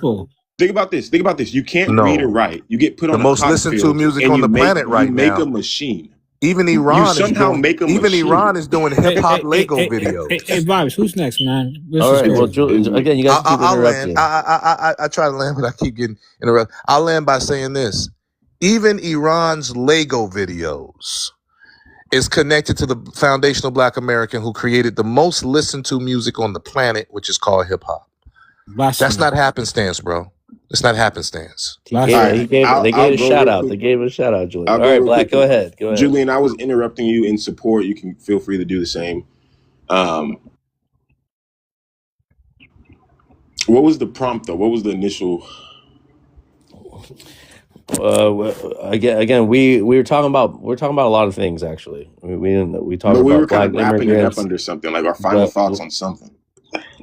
We had the superpowers, the aliens. That the aliens are FBAs, UFOs. I'll put it like this: there was a specific group of people who were put on this world to inherit the wealth, the riches of the earth, and not just to like inherit in a greedy way, but to distribute and spread it and make sure that every living being on this earth had the same joy that the king had. That the people who inherited the power. So think about it like this: like a true king is supposed to be humble. People shouldn't fear a king. The king should work day and night to provide for his kingdom. That's what true kingship is, not the shit that you see on Game of Thrones and how white people inverted it. So when we say we were kings and queens, we meant we were put all over the planet to spread our divinity and basically be like Christ consciousness through you guys. We were here to give to the world. Now that the world has been inverted, we have been shrouded in darkness.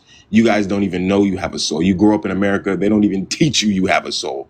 You're literally, you don't know where you've been, you don't know where you came from. You've lived for literally lived for billions of years. Your soul is eternal, but you don't have any recollection of where you've been. Black people are the key to helping you understand where you've been. It's like a link to your spirituality. But the Sudanese Black people, the Black people in Africa, are just as spiritually gifted. But again, they have a different responsibility on the planet. Black people in America and the indigenous Black people all over the world have our role. And it's, again, to administer that divinity to civilizations. Now, Africans are just as spiritually gifted. Mexicans are spiritually gifted. All you guys can connect to the stars. Your ancestry goes well before human civilization. You guys have lived for billions of years. But we're the ones who help you remember. We're the people who hold the books, who won't burn the libraries. We'll basically plant them and distribute them among the world when we return, upon our return. Light comes back through us and it gets administered to you guys. But we don't say it like, oh, we're special, we're this, we're that. No, we're just here. You put us here a long time ago to help you guys remember who you are. And we have fallen the most, and look at what has happened as a result. The world has fallen. Once Black people rise, the world rises. And everybody comes up with us. We're all on an equal playing field. It's not superiority. It's like, no, we're finally on an equal footing because the right people are in charge. Now, when you have white people in charge and the J's in charge, it's inverted footing. Things are wobbled. We're on bottom. Everybody's in a class system. Things aren't equal. That's not how it's supposed to be.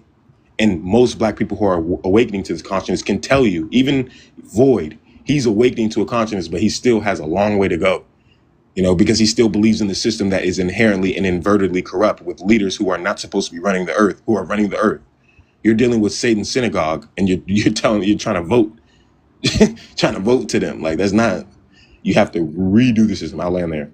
Hey, Black, I don't go to synagogues. I want you to actually try to listen and digest what I said before you respond. That's cool.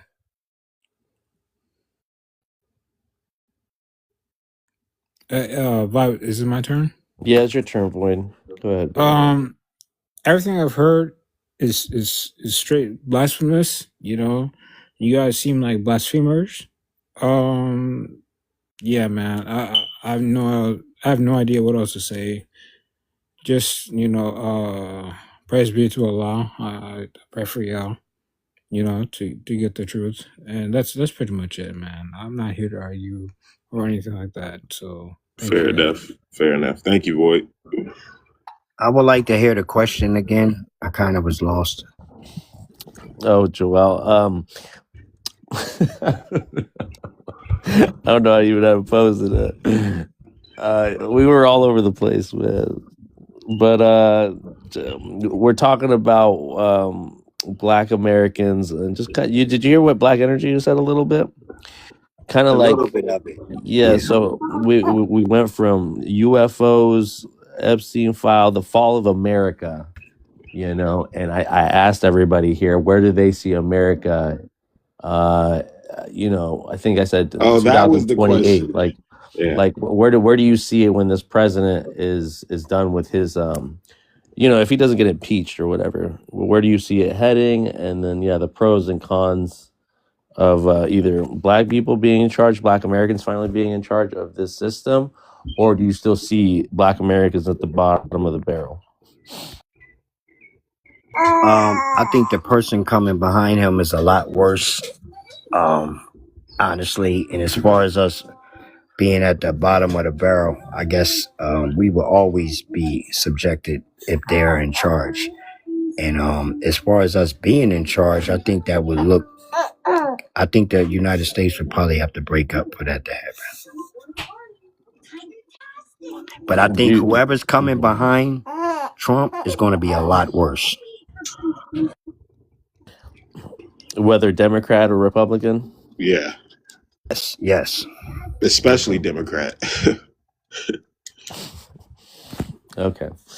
Well, thanks again, guys. I appreciate everyone, your inputs. I'm going to take a little break, but thanks for coming on. I followed you guys back. Yeah, thanks for your insights. Well, are you Mexican vibes?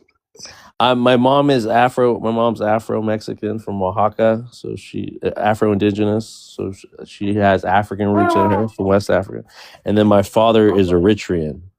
You know, where like Ethiopia, it's next to Ethiopia. You know, like Nipsey Hussle, he's from Eritrea. Yeah, they call it the North Korea of Africa. The North Korea of Africa. Yep. So those are my two lineages. Does your mom speak the native tongues? Yeah, Zapotec, and then obviously Spanish.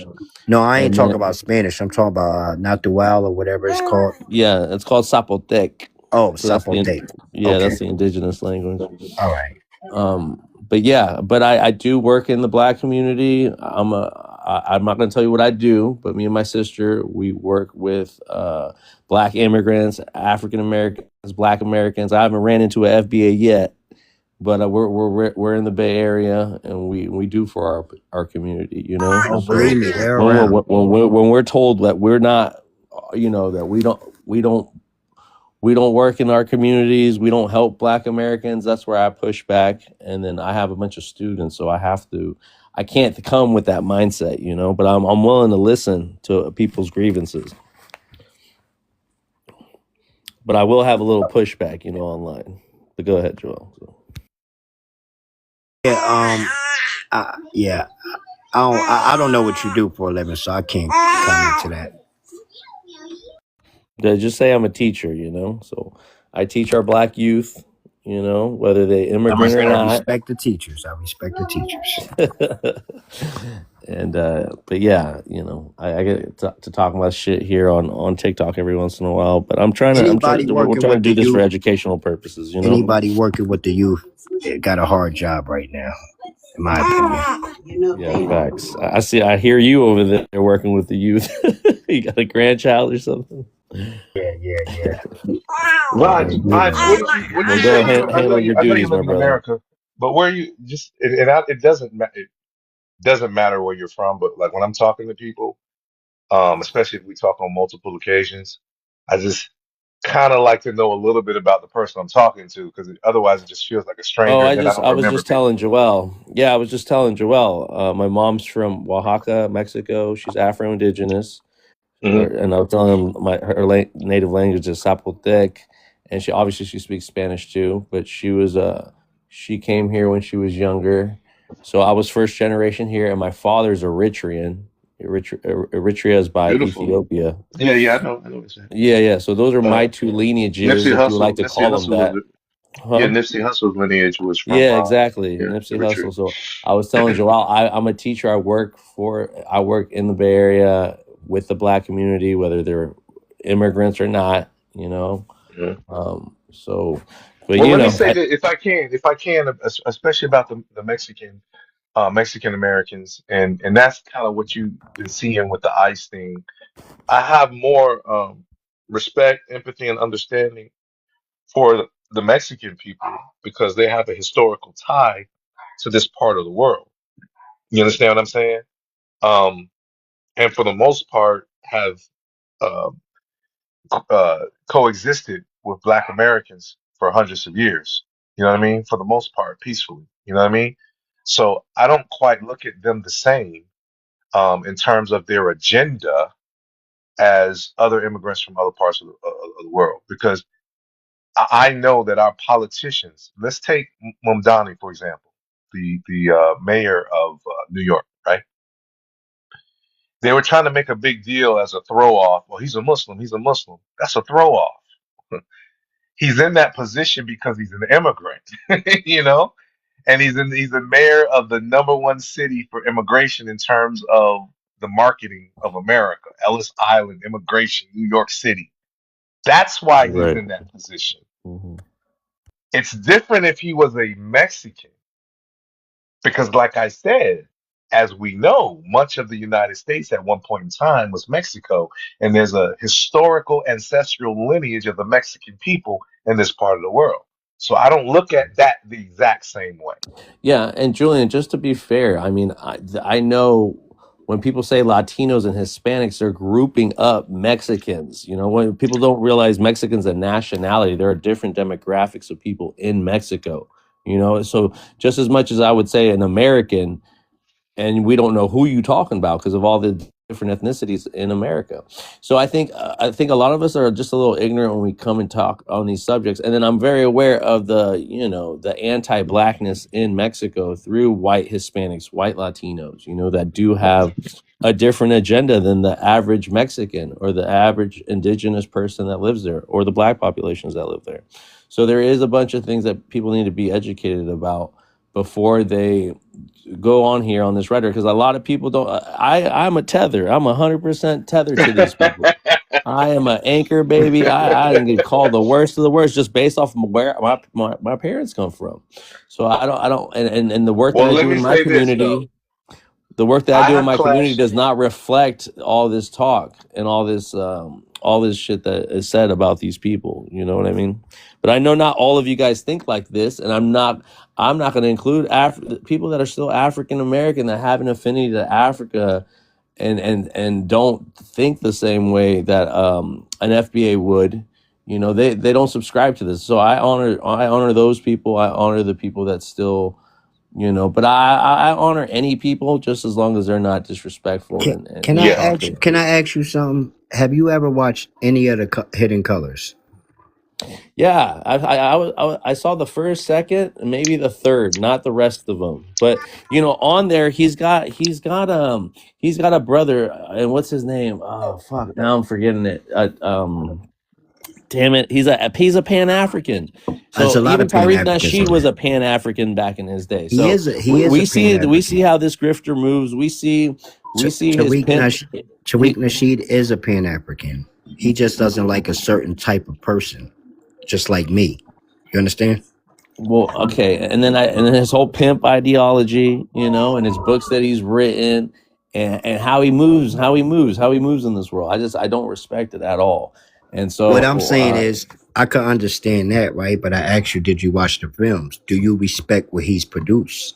Because when you look at the Hidden Colors 1 through 6, and then you look at the documentary he did on Haiti, Microphone Check, he has produced good films. So if you watch all of his films, yeah, you John probably Henry Clark. understand. I think the legends, you know, that Franz Cress's Welsing, Hmm. what's his name, Mohammed from the brother that passed away. Malik, is it Malik? And Malik then Shabazz. Khalid Muhammad. Yeah, exactly.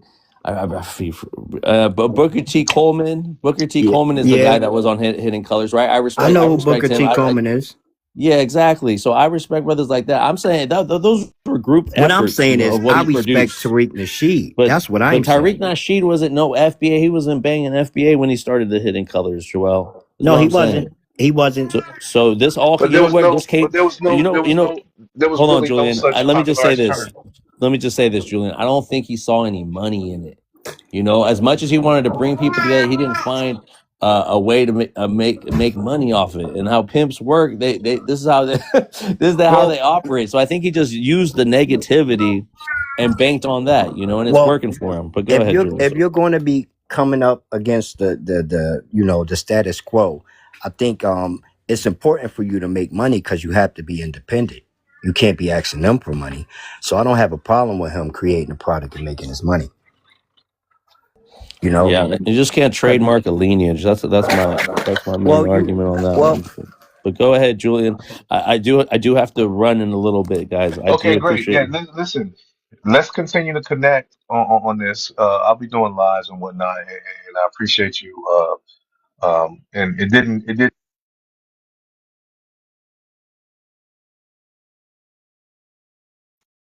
Sorry about that. A call came in. But no, it's the same in the Latin community. Whereas you have Puerto Ricans who will get offended if you call them Mexican. You have Dominicans who get offended if you call them Cuban or Colombian. You know what I mean? And and I want to say it's not so much that black people, and I'm speaking from my anecdotal experience. Black people want to disassociate or detach themselves from Africa. It's more so as we the delineation aspect is want to keep certain mindset of people from attaching themselves to us, if that makes sense. It does, and the delineation part though does disregard or dismiss Africa in the sense of not wanting to be knowing they have ancestry, which is another lineage to there, but also there's a lot of nuances to the way this thought process is when I hear Tariq Nasheed talk to other immigrants and hold this line of delineation. He comes with all the antics. He comes with all the all the cosplaying too of African accents. It looks like a minstrel show to me. I'm not gonna lie. Well, So, and then when I see black people imitating him, they all think they're comedians and roasters now. I just think it's not productive, you know. And I feel at the same time he's giving people a voice because he has a vocabulary list of words that now everybody's using, you know. And so I just don't believe the hype of like, I get where people stand, and if you want to defend your own people, and I know how many immigrant people are, sorry, ignorance in other communities, like immigrants that come here and have a stereotype about Black Americans and then do the same thing. So, and I see how people stand up for themselves, and maybe Tyreek gives them that reassurance of like who they are.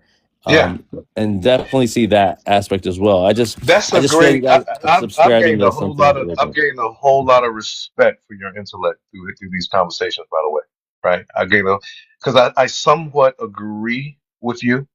There is a lot of Black people, FBAs, who through a self-hatred want to disassociate themselves with Africa. Tariq, I wouldn't say Tariq is responsible for that, but he does, some of his rhetoric does excite that part of our community that have that self-hatred. I don't know that he's doing it on purpose, but also remember that Tariq Nasheed is on social media. He is an entertainer. And with this entire diaspora war that has taken off on social media with the roasting back and forth and this, that, and the other, that's one thing that we tend to do very well as Foundation of Black Americans is we entertain. But the reality of it is I just saw him go to Africa, I believe it was Senegal, a few months ago. You know what I mean? Yeah, ate that Jollof rice that he loves talking about. Yeah, I listen, and I've had the chance to go to other countries and spend time with other people in other countries, and I want to go back, right? So there's no hatred as far as I'm concerned, but yes, you have a lot of people in our community, and they're wrong. I understand because we come from a long history of self-hatred, and this is giving, and from the positive side, this is giving us a level of self-identity and self-pride, unlike we've ever had before. And I hope the negative part. Remember, I'm a student of Elijah Muhammad. My leader on the scene today is Louis Farrakhan. He's been all through Africa and embraced Africa, including the Middle East, including the Caribbean, and his mother's from the Caribbean. So we don't, those of us who are informed, we don't have a dislike or hatred for Black people all over the world. However, there comes a time where we need to be recognized in our own homeland, and we won't tolerate immigrants coming into America, picking up white supremacy talking points and disrespecting our legacy in a land that we fought, bled, died for, and built, and opened the doors for Black people to be respected enough to come through those immigration offices and be considered to be citizens. We were at the root of that. That 14th Amendment, birthright citizenship, we never made a fuss out of it before. But then we'll watch El Chapo come over to America with his wife and have children over here in America so that the children and his wife could become American citizens off the backs of our ancestors. No, we're going to fight about that. We're going to fight about that. I get it, Julian. I mean, he brings Sinaloa families over here to get citizenship, and Okay. if they're willing to work with him. But again, that's another point that you make, because I was all for the FBA when I started hearing it online, and I actually was on their panels and fighting up against immigrants that said a lot of bad things. But then I just saw that these people did the same thing right back. I didn't see anything. I saw the validity of it until I did not know more, and I was like, well, I'm not gonna sit here and be called this or that just because I think maybe you shouldn't, respond like this, or you shouldn't say this. Like, I'm not the judge to tell people how they should respond to hate, but after a while, I saw the youth, I saw the elders that would come on and how they would get treated, and I saw that the accents bothered them. That it just became very, very xenophobic after a while, and I was like, I cannot subscribe to this shit, And at the end of the day, I'll always be a tether. I'll always be a tether. I'm gonna tell you something though, Vibes. I'm gonna tell you something real though. I'm gonna tell you something real. And I noticed I haven't had a conversation with Tariq about this, and I have spoken to him, not in deep conversations, but on his panel. I don't believe he has a disdain for these countries based on his research, based on his knowledge, based on his study of the countries. I believe he has positioned himself to be the quote unquote defender in his mind, the quote unquote defender of our lineage, which I don't mind. I don't mind. I agree. I need you to understand, bro, Vibes, that in our community, this is a norm for us. We fight each other. We roast each other. We have egos. We don't give a fuck. You see the level of violence that we do a lot of times to each other. So this is the norm for us.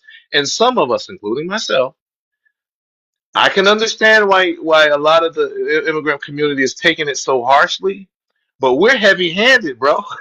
When it comes to Julian, defending our at the shit. same time, Julian, I have very intellectual people that are African American that do not subscribe to FBA, so they just have just as much as empowerment and just as much of thing to push back on these mindsets and these insights. Even though for some of them it doesn't bring that same type of integrity, it doesn't bring that same type of like honorability, you know what I mean? So this is why I rather push back than not. I still believe that these conversations need to be had, and I still in the hearts of hearts know that like there are a lot of people that subconsciously or unconsciously don't know much about Africa, don't know much about the diaspora, and these conversations actually help to assist that. Even though they might not have the best intentions of learning about it, they're still learning. So those are the good positive. Those are the positive parts. Yes. But on the opposite side, on the flip side, and the reason that most Black people don't know much about Africa, like I said, I'm a student of the Honorable Elijah Muhammad, Nation of Islam. We're required to study, right? But the educational curriculum by the vanilla fella never taught us certain things. The same way that it never taught the immigrants about Black Americans' history. So they have a perception. So there's a puppet master that we can't forget that's controlling it from the very top. And that puppet master understands that the two of us need to fight. That's the way they get down, divide and conquer. But there is a bottom line. We have foundational Black Americans have been at the forefront of resistance of the same evil entity we're talking about on every level. I gave you earlier Michael Jackson. I gave you earlier other great ones of us who embraced the darker nations and opposed our government to the point of going to jail. Muhammad Ali opposed his government, told the government, I'm going to disobey the law of the land. Kyrie Irving, to be most recent, turned down millions. Absolutely. The list goes on and on, right? But the fact of the matter is we've been the face of that resistance over here against this enemy, and we know how he works. We understand what his agenda is. It's come to a point now with this immigration, and that's the biggest fight between the Republicans and the Democrats over the past 2 elections is immigration and this 14th Amendment. Right. And on that note, Julian, we're going to pick this up, okay? And we're you too, Joel. All right. I'm going to see you guys on the next one, but I do got to go right now. Okay. But I appreciate you guys, and I'll come up again soon, okay, brothers? Okay. Y'all stay safe. Peace. All right. Thank you. Bye-bye.